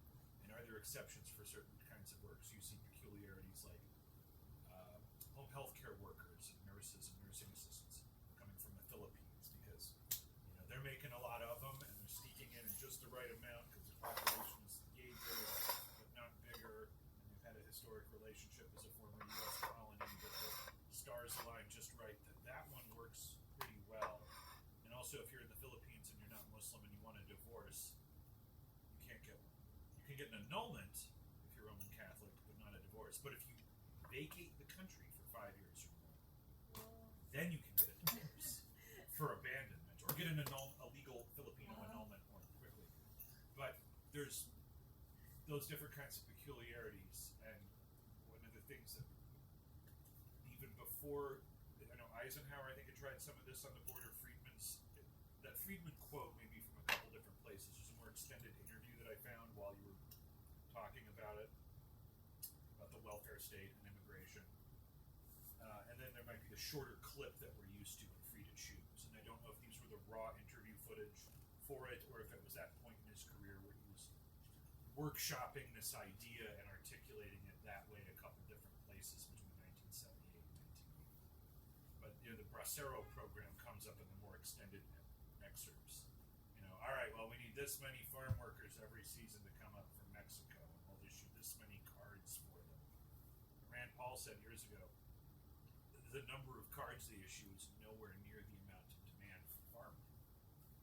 So there's the work to be done, and there's the lure of that, and that for being paid work and better paid work than they might have in Guanajuato or Michoacan, Guerrero, or whichever Mexican state you want to pick. So that's a lot of complicated factors. But if you're going through the front door in a small country where there's like an 18-year waiting list of people there, who've been asking to immigrate to the United States, you might miss a large portion of your working age. Or maybe you'll reach it at working age because your parents applied and didn't get it. It can vary a great deal by context. One of the There is a work permit, though, right? Doesn't that still exist? Yeah, but you're saying there's so many people in line for work permits that people Yeah. want to. Well, and if you're not fast tracked because you're like, we're going to work for a particular software company, so Right. you're on that sort of upper middle class visa track where the hotshot Silicon Valley firm is willing to sponsor you, and they know that you've been to grad school, so you seem like a pretty good candidate. Versus, you're going to come here and drive a cab. Yeah, the cab medallion belongs to your brother or your cousin, but you're going to drive the cab anyway when he's not driving because this is your shot. This is the way you get your foot in the door to help pay the rent, at the house where you're splitting a room with some other guy from your village. And it's a lot easier to get a fake social security card for the restaurant workers and the farm workers than it is to me. Yeah, it's like called H-1 visa program.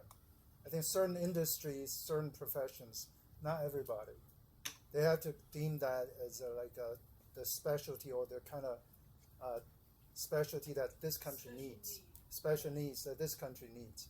Not cab driver, not construction worker. So not for everything. You have to have a lobby. You have to, Bill Gates type of things. You talk to the government. Okay, can you have a H-1 visa for my industry? That kind of stuff. And they make a convincing case. They donate, of course. You get it. And I think the healthcare workers. So it's are politics, under you're saying. Yeah. umbrella too. One question that I have had since I was looking into this.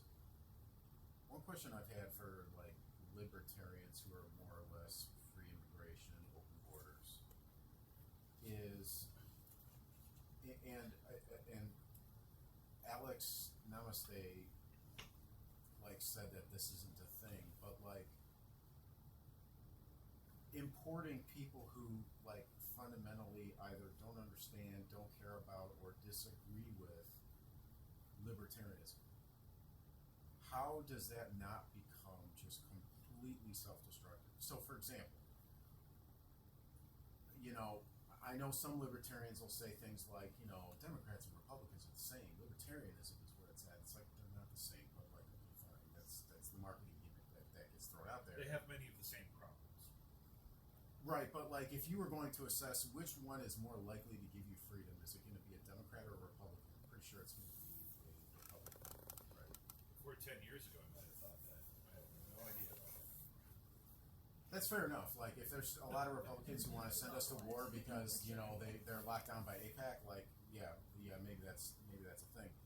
But the reason why I bring it up is because California used to be ruby red, and now It is the deepest, darkest blue you could ever imagine, and it's never coming back. Never coming back. Oh, why would you be so confident about that? It depends Okay. what the Republican Texas Party used to be allows. Okay, aside from the miracle that David somehow sees that I don't, like it's so locked down, super hard left. And how did it get that way? Did it get that way just because like the left was better at presenting their case, or was it more likely that millions of illegals there eventually a lot of them became citizens and the Democrats were so nice, they gave us free stuff, and like I'm a Democrat now. Like, how did that happen? Like, and Democrats have been strategizing with this demographic replacement stuff for Texas. They really want to flip Texas blue, and they thought that open borders and a lot of people going into Texas would make that happen. Hasn't happened yet.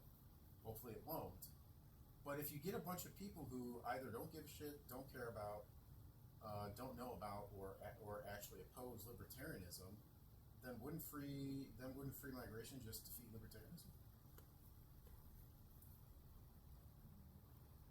Well, libertarianism is already at bay. I mean, I have to deal with the fact that I live in an overwhelmingly religious country. There are a number of things that that are just already there. There's nothing unlibertarian about the country is religious, but you're not. Like, I mean, the issue what's I know, against the because I issue grew is up in the age democracy. of religious authoritarian temptation of the Christian right. I mean, that was also part of the Reagan coalition. They never quite got to do more than make noise compared to some of the other parts of the Reagan policy, framework. The foreign policy people, or the supply side economics people. But they got to make a lot of noise in the culture and the tent of, larger tent of Reaganism at the time. But this idea that, the immigration will defeat libertarianism. Libertarianism is almost nobody on the planet in terms of people who are philosophically self-identified as libertarian. But let's say So freedom. instead. non-immigration won't help you Or either, liberty. because if you're 3% of the Is population, it a force positive for liberty or a force dispositive? Yeah, that would have been the way I would have reformulated it. I mean, well, the and you're talking issue- about the cultural is- background of the immigrants, that they're more or less authoritarian, more or less friendly to. Well, but that constitutional just freedoms. depends on who it is, which means then you have to factor in who, having some decision-making process over who you're letting in or not. And God forbid we But, see any kind of I mean- disparate impact that happens along racial The issue- lines. The issue is that democracy is mob rule, and that's the system that we have. So if you bring in a bunch of people who are going to agree with you, then you can game the system that way. But I don't know the stats on this. I've always been confused by the idea that bringing in a bunch of immigrants is going to massively help the Democrats, because it seems to me like most of the places that you're bringing these immigrants from, they have rather conservative views. Yes. So, Venezuelan immigrants do not like communism and they're Christians. right. So I've Cubans. never that. fully understood. I mean, maybe there is a That's part of why Florida like is this red. idea You're of- asking a of- turnaround time because that's Well, always yeah, because tricky, is right? there, what is there a sense of They fealty? start out Democrat, Oh, you then brought boom. me into the country, therefore I will vote for you. I mean, that doesn't seem like the way that people usually think or act. So, And I don't know where you got that image of California's history, but I can tell you that it was a contested state well before that Mexican immigration would have gotten big. Reagan never had a Republican state legislature when he was governor, and he was in between two-term Democratic governors on either side of it. Yeah. And that was, again, well before that era. What did happen was that they were relying on a lot of that lower wage labor, and when they made a self-conscious decision in the 90s under Governor Pete Wilson to really go for broke with the sort of preview of what we see now, the 1994 referendum, which passed overwhelmingly and then was held up by the courts and not implemented, to deny all social services to undocumented immigrants. I think it was Proposition 187. And it was in that Republican wave election year where Newt Gingrich, became the first Republican House Speaker since like 1954. But there was a discussion that I remember hearing back then that the Republican Party may have just alienated the Latino community in this state forever. And I think the only Republican who's won since was the relatively, as governor, was the relatively more immigrant friendly Arnold Arnold Schwarzenegger. Schwarzenegger, the governor. I lived there during the Yeah. recall. I remember that guy. He was a libertarian. He's an asshole. He's a Friedmanite, socially liberal Republican. I lived there for a I think while. your point, I though- almost would have voted for him. I would have gone, that's the only vote I would have ever regretted. What he turned into. It's like, oh. Yeah, he was a That you're libertarian. recognized as somebody who's going to say something good about what I said. I think to your point Over though, Jared. the basic premise is, you know, if we invite one extra person to this discussion, the tenor of the discussion remains mostly the same. If we invite 500 extra people to this discussion, that completely changes the course of the conversation and what is emphasized and all sorts of things, right? So demographics do determine all sorts of things, including the basic framework for political action. So if you import a bunch of people who, let's say, don't really care much about liberty, then that's a move towards less liberty. And if you import a bunch of people who do care about liberty, then that's a move towards more liberty. So the people that you import does actually affect things. So I don't know whether the as a strategy the replacement great replacement strategy is real or whether it's effective or whether there's other factors to consider. But definitely bringing people into the country and then giving them some kind of political or economic capital with which they can influence things is going to change things, obviously. And I think I know that collectivist is an epithet that certain libertarian or objectivist types throw around sometimes, but I think people can think collectively without being collectivist. So like I do think it should be possible for a people as a whole to say, yeah, I like the culture as it is now, and I don't want a whole bunch of immigration from incompatible cultures to change it. I don't see anything wrong with that. I mean, isn't this kind of a property rights issue? You get to decide who's invited into your house. So then the real question with can we decide who gets let into the country is who owns the country, so to speak, and don't the current owners, the people who invested money into working the land and overseeing the land, don't they own it? And that kind of goes back to the Dave Smith, Alex Nowrasteh debate, because that's kind of the point that Dave Smith makes. Is he makes the comparison to, I don't have to, I shouldn't have to invite people to my house that I don't want to invite, and he sort of like extrapolates that to the country as a whole, and then Alex is like, no, but like doing that means that you have to involve government and all the coercive measures government does to, enforce these immigration restrictions, and that's anti-libertarian and all this kind of stuff. And you're also preventing people from freely associating, the people in this country who want to associate with the illegal immigrants and the illegal immigrants who want to associate with the people in this country or whatever. Maybe it's a problem of size. I mean, it would be very complicated if it were like, say, states running or something. But like, I mean, think of like tribes and things that have their own, and then they have some outsiders wanting to come and join up with them. People, they would certainly have the right to make laws about what they expected as far as assimilating, speaking the same language, doing things their way, I mean, if you have a country that's so diverse, I mean, it's not hard to understand. I don't see this as a practical issue. I know that you occasionally get conservatives who are obsessed with the danger of Islam, talking about Muslims coming into the US. I actually think that, on balance, Muslims are more likely to end up compatible with libertarianism than Christians. That they're more likely to end up compatible with libertarianism than Christians? Yeah, because Christianity its whole history is a history of trying to enforce one doctrine upon the whole population, whereas Islam never had that. Right from the beginning of Islam, or the Islamic expansion in the 7th century, they, as a point of principle, recognized the rights of people of the book, which they initially meant Muslims, Christians, and Jews, but then when they encountered people like the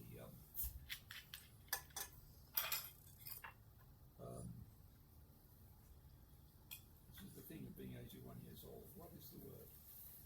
Zoroastrians in Iran. They immediately recognized that they were people of the book too. So they didn't narrow it down to only Christians and Jews. It's always been a principle of Islam that people of the book should be tolerated and protected. Always. That doesn't mean they've always adhered to it. Christians have not always adhered to their principles consistently. But they've always been much more tolerant of other religions and other ways of thinking than Christians. And Christians were so absolutely totalitarian in their outlook from, let's say, the 5th century until the 16th century, that when Christianity started fragmenting, so you had the Reformation, of course before that you had the schism between East and West, but then you had the Reformation, and then once you had the Reformation, the Protestants started breaking up along, creating all sorts of other sects. Breaking up into numerous different sects. And in fact, this was John Stuart Mill's theory for the rise of the idea of toleration, was it rose in the tendency of Protestantism to keep on splitting. And at first, people's reaction was, if you're a Presbyterian and not a Congregationalist, we're going to wipe you out because you're of the devil. Right? So you have these two sects of Christianity that believe almost the entire thing, even down to little nuggets of information about the Trinity. But they're out to kill each other because of some dispute about the form of church government. Right? Congregationalism means the entire congregation gets a vote. Presbyterianism means you have elders who are called presbyters, and they get to make the decisions. So, in Germany, when would it be? The middle, about, I'm not sure of the exact date, I'll have to look it up, but around about 1825, you have this enormous split between Lutherans and Calvinists. And it was so vicious that it's almost like the beginnings of a civil war. Which year was this again? Right, I'm saying it was around, I know it was after the death of Kant, because Kant escaped it.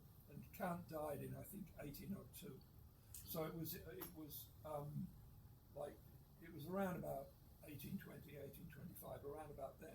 It really broke out, and the thing is, the Lutherans who were in control of government in many places were really determined to stamp out Calvinism, and Calvinism is is very much like Lutheranism. I suppose the main big difference is that Lutherans, like Catholics, believe in the real presence. They believe that in the communion, you literally have the body of Christ there. You have the Holy Spirit there. No, you have the literal body of Christ there. Transubstantiation.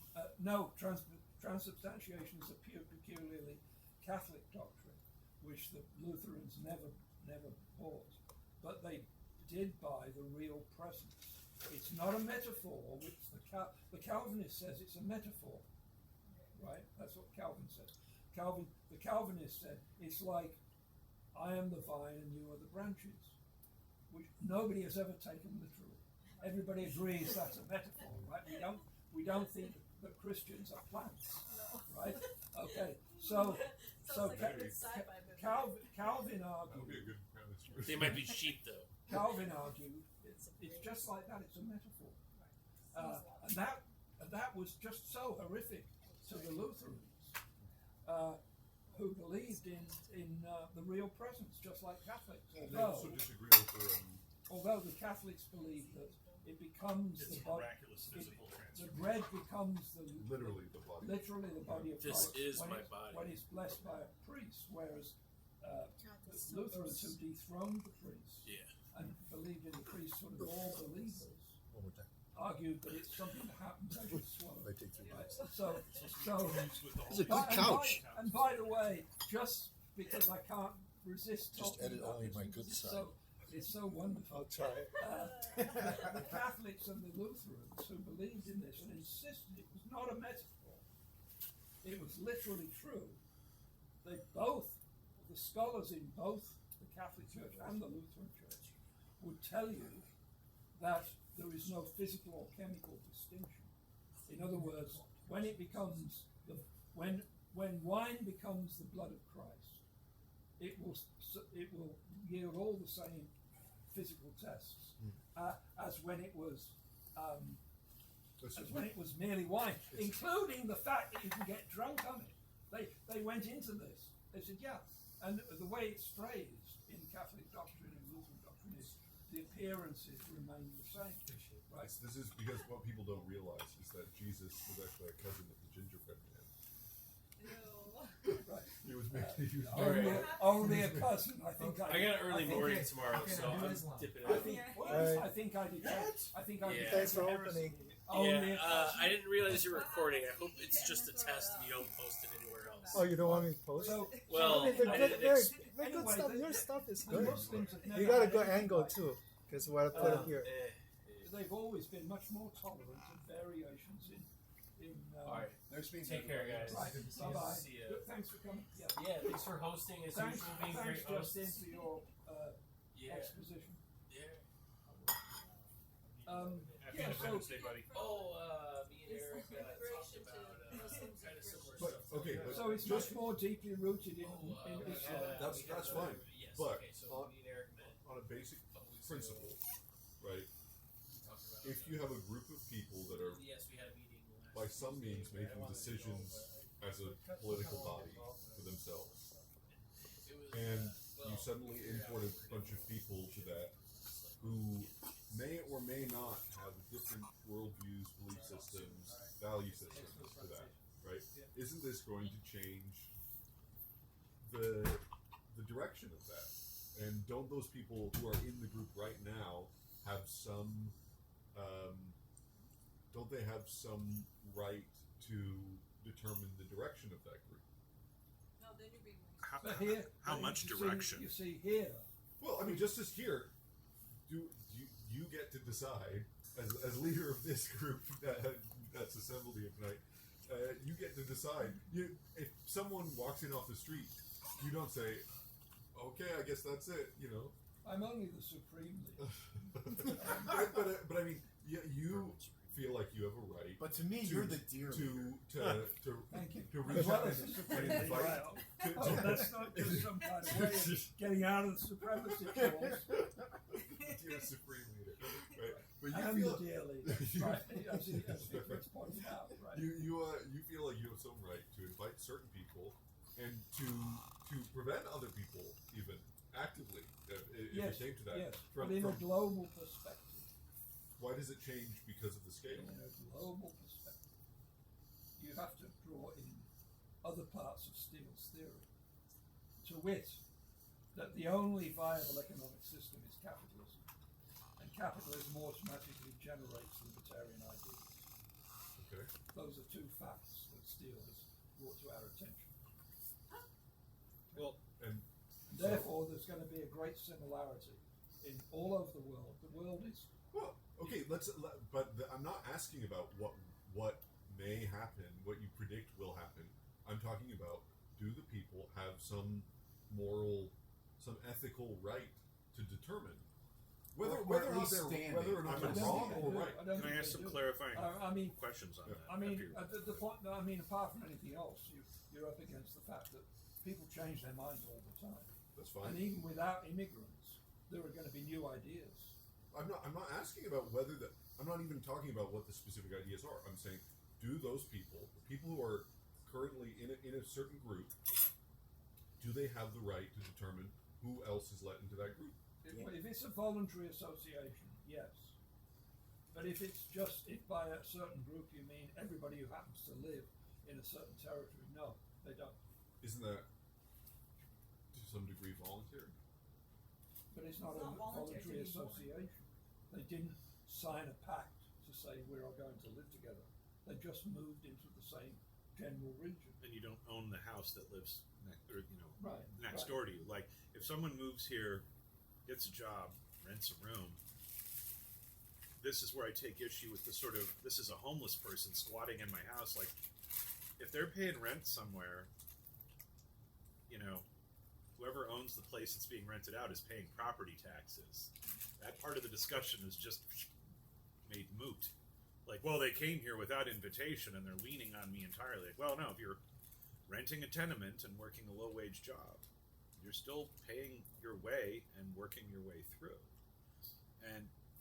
But the other one, are we talking about a hyper-local version? Like, again, I just came back from Well, I don't know. rural Does Wisconsin. I the dropped scale- off my daughter the there. scale It was once matter? upon a time Winnebago and Chippewa, or Ojibwa, but now it's heavily, well, in the 19th into the early 20th century, there's a lot of Belgian and Dutch settlers and Luxembourgeois or Luxemburger settlers.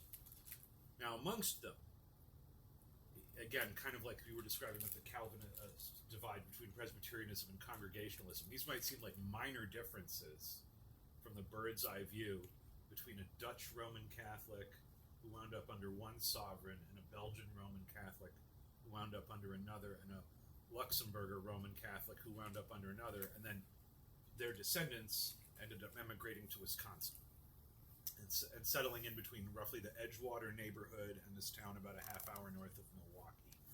There's a major belt of Luxembourger settlement. Now, what if did they object to Dutch Catholics moving in nearby? I knew there was some evil influence in Wisconsin. Yeah, And now you put your finger on it. the Green Bay It's Packers. those Luxembourgers. They are the ones. And They're the N in the W. now they have a certain amount of local memory about this, with a certain amount of ethnic jokes about each other, but these would seem like rather minor differences from the hindsight of 200 years later. Which European principality people moved over from, and then they all wound up as rural Wisconsin Catholics. And yes, even though in the town where my parents retired and we are not of Luxembourgish descent, I guess Luxembourgish was spoken by the elderly in the grocery stores until, the late 1970s or something like that. You could hear them, and they're asking for the blood sausage in Luxembourgish instead of asking. Luxembourger bastards. They get into the grocery store. And did they have pirate radio when the BBC banned rock and roll? Right? But would it be the determination of, well, we immigrated here 10 years earlier from 50 miles away, so what the hell are you people doing here? Well, is it that hyper local, or is it just, well, they bought a plot of land? I'm 3 miles from where I bought I'm a just- plot of land. Too bad. I'm just asking the question. What? Yeah. Well, I guess that's the issue, is the property angle, rights. right? So, who owns the land of America? I mean, there's a bunch of private property, but then there's a bunch of property which is, let's say, the government in some capacity is the caretaker of. Well, that is something that the taxpayers have invested in. You could make the argument that they are the owners of that land, and therefore they can decide if people are trespassing or not, and they can put up any rules that they want, governing who gets to come along and who gets to, be here or not. But once you're paying rent in a flop house, you own a stake in that as someone who's paying to be here. I don't know. Because, if it's just like, if you have a 2-car garage, you count as someone with a stake in the community, but if you're paying rent, you don't. That's a tough sell. I think you could. I don't think it needs to be binary. I think it can be a spectrum where if you're merely renting, you have less of a stake than someone who has planted roots by purchasing property. I think you can make that claim, and I think that's easy to defend.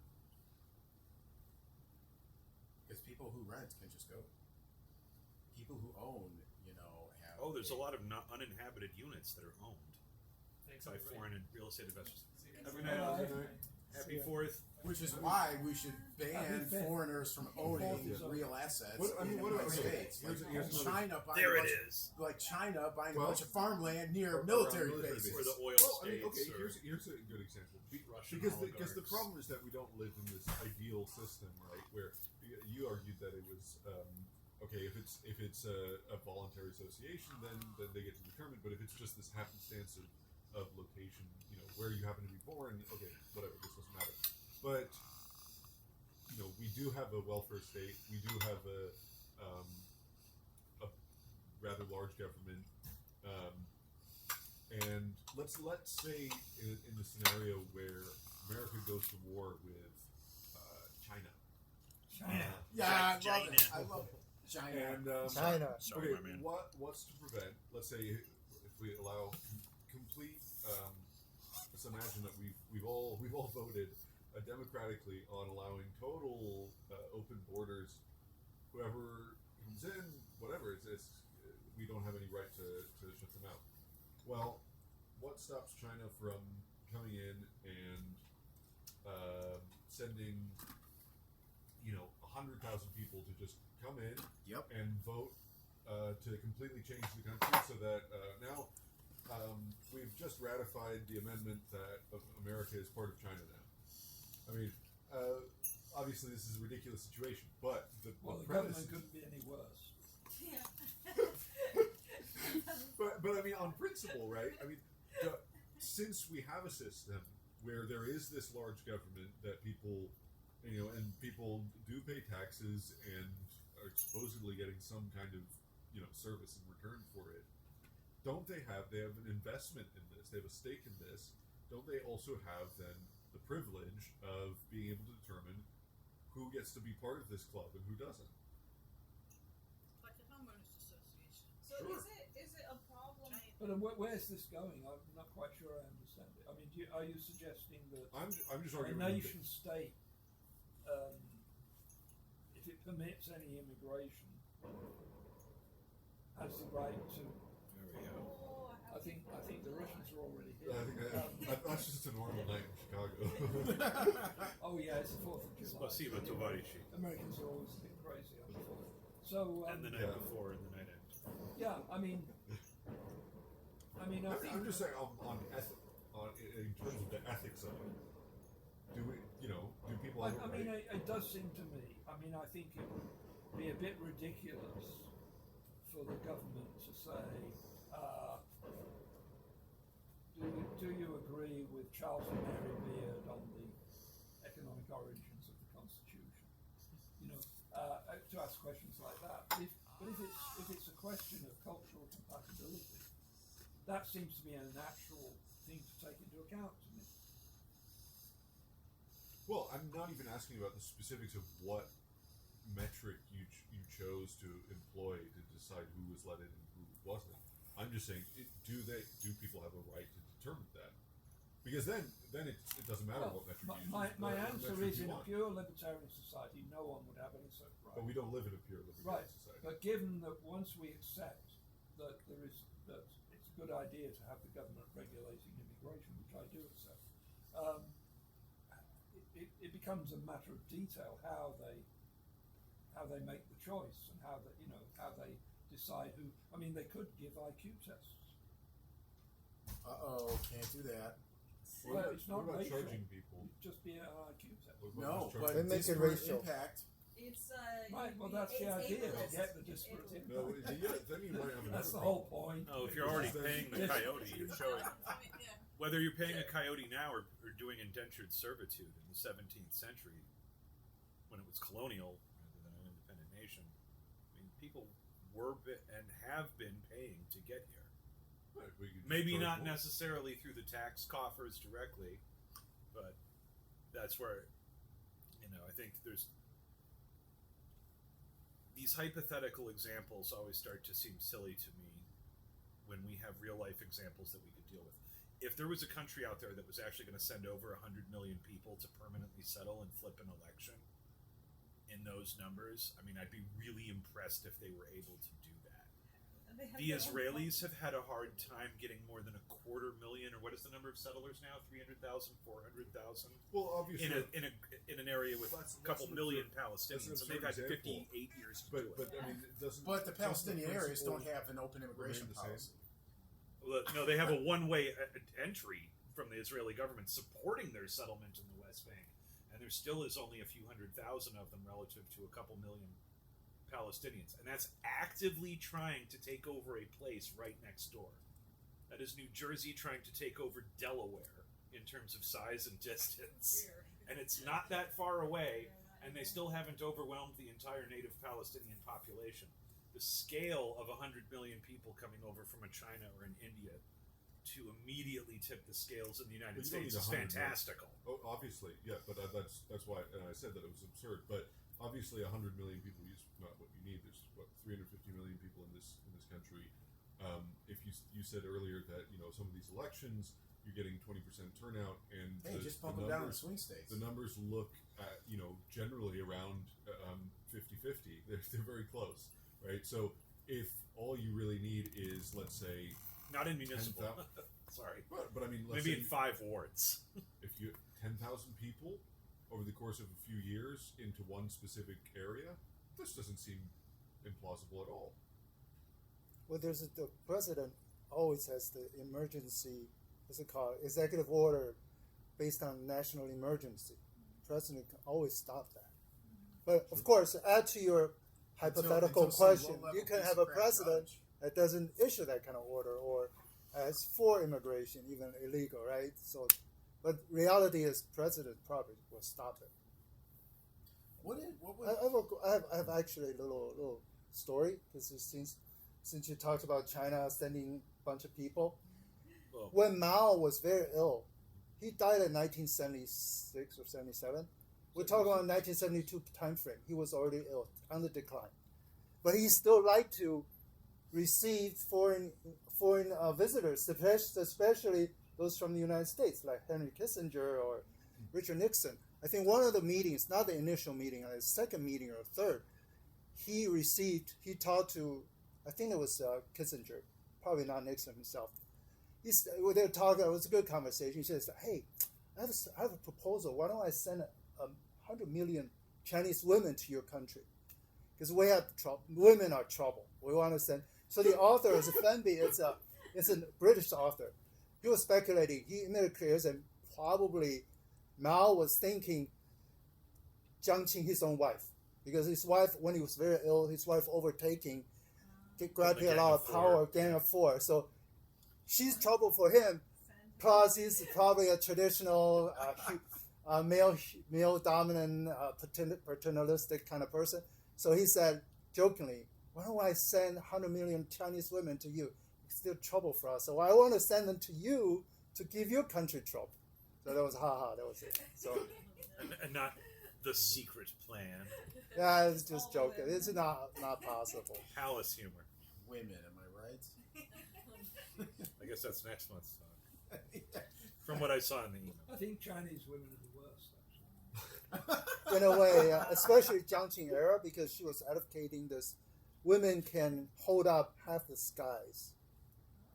Because traditionally, That was the men are in slogan. charge. Men are the emperors. Men are the ministers. Men are whatever in charge. But because Mao's wife, she grabbed power, she wants to overcompensate. Correcting by overcompensating. He said she was really for women's rights. It's like a reverse kind of Well, it was overcompensating. all, So Mao conceived very a sexless to begin with, so you set the stage for that because wear gray and there's no sort of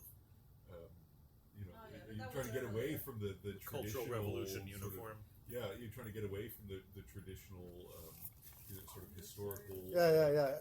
Right. We want to break with tradition. Right. Let's Tradition. do We want to that. break everything with tradition. You would I'll break tell you with. what though, there's something to be said for that because, like, if I ran a company, right, I'd be tempted not to hire any women. But like, okay, let's say I have to hire some women, right? I would make them all wear suits and ties just like the men. Why?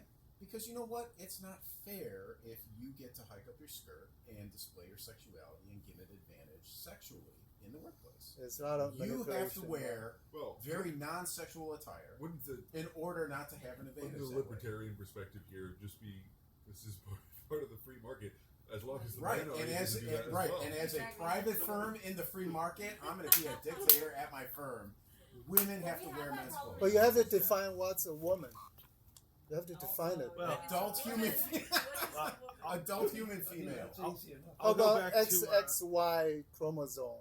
How about those kind The of presence of a anomalies? Y chromosome means you're a man. Okay. I'm going to go That's back clear. to a television show that will predate the two of you considerably. On Three's Company, back in the late 70s, there was an episode, maybe early Is that the 80s. one? There's a knock on my door. Yeah. Yeah. Where the premise of the show, and I believe it was Man of the House in Britain, it was one of many sitcoms that was quietly remade in the United States in the 70s. Oh, I didn't know this. But the John Ritter character is posing as a gay man, but he's Oh, yeah. actually a straight man with two straight women who are his roommates but not his girlfriends, but Right. they're deceiving the landlord. Right. But at one point, he's a chef. He is in one episode being sexually harassed by a woman, and when it goes before a judge, in this sort of reverse logic, she says, "Well, were you dressing provocatively, showing all that chest hair and your medallion hanging down? And what woman could possibly control herself when you're dressed like that? So maybe you just need to up your game, Oh, there you go. glistening pecs and cute little tattoos on the arms to give them something to think about in between coffee No, I mean, breaks." but obviously, you can't. You can try to regulate that kind of stuff out of the workplace, but you can never. People are always going to use any tool at their disposal to get ahead, which is fine. Get ahead. By the way, did anybody here see that thing on YouTube where Putin and a number of his associates were talking to this? Where was he from? I think it was an Iranian. Recently? Yeah, it was a fairly recent politician. I thought it was Chinese, but that doesn't quite fit what I'm going to say. So maybe it was Iranian, and they were recollecting what had happened when they'd taken a tour with this foreign guy of the palace of the Tsars and everything, and the Tsar. There was a throne for the Tsar, and then there were two other thrones. And they said they were recollecting what they'd said, and they said, well, this is where the Tsar sat on the throne, and this is where the Tsar's wife sat on the throne, and this foreigner said, and that would be the second wife. And when they were talking about this in retrospect, Putin said something very, very gentle about the assumptions we make about different cultures. And of course, it was actually, the third one was the Tsar's mother. Motherhood is very highly esteemed in Russia. As it should be. As it should be by the Russians, yeah. Because they're Russians. So yeah. Everyone had a mother somewhere at one point. By the way, something you brought up about language earlier. You said that immersion. I know some people who work in foreign language instruction, and they said that the single language immersion model is considered a bit out of date, and that the dual language instruction is considered. And there's different variations on that, and we'd have to get into the weeds a little bit about what counts as what. Like if the teacher is doing the class in Spanish and will occasionally take a break to explain things in English, or like the school where my daughter goes, where they do some subjects in Spanish, some subjects in English. So there are children from both kinds of backgrounds who come in, Spanish-speaking homes and English-speaking homes, that come into the mix, but they learn both languages starting at an early age. And the way that at least that model works, at the pre-kindergarten and kindergarten level, it's about 80% Spanish, 20% English, and they bump up the percentage of English each year, so that by the time it gets to 7th and 8th grade, just before high school, it's 50-50. And in the That seems a bit of a slow progression. I think this and in the West European immersion countries, is they sometimes clearly learn the- German, French, Dutch, along English alongside each other. I think 'Cause kids immersion can is absorb 'em clearly the best way early. to learn a language. But the problem is that people don't really fully immerse themselves.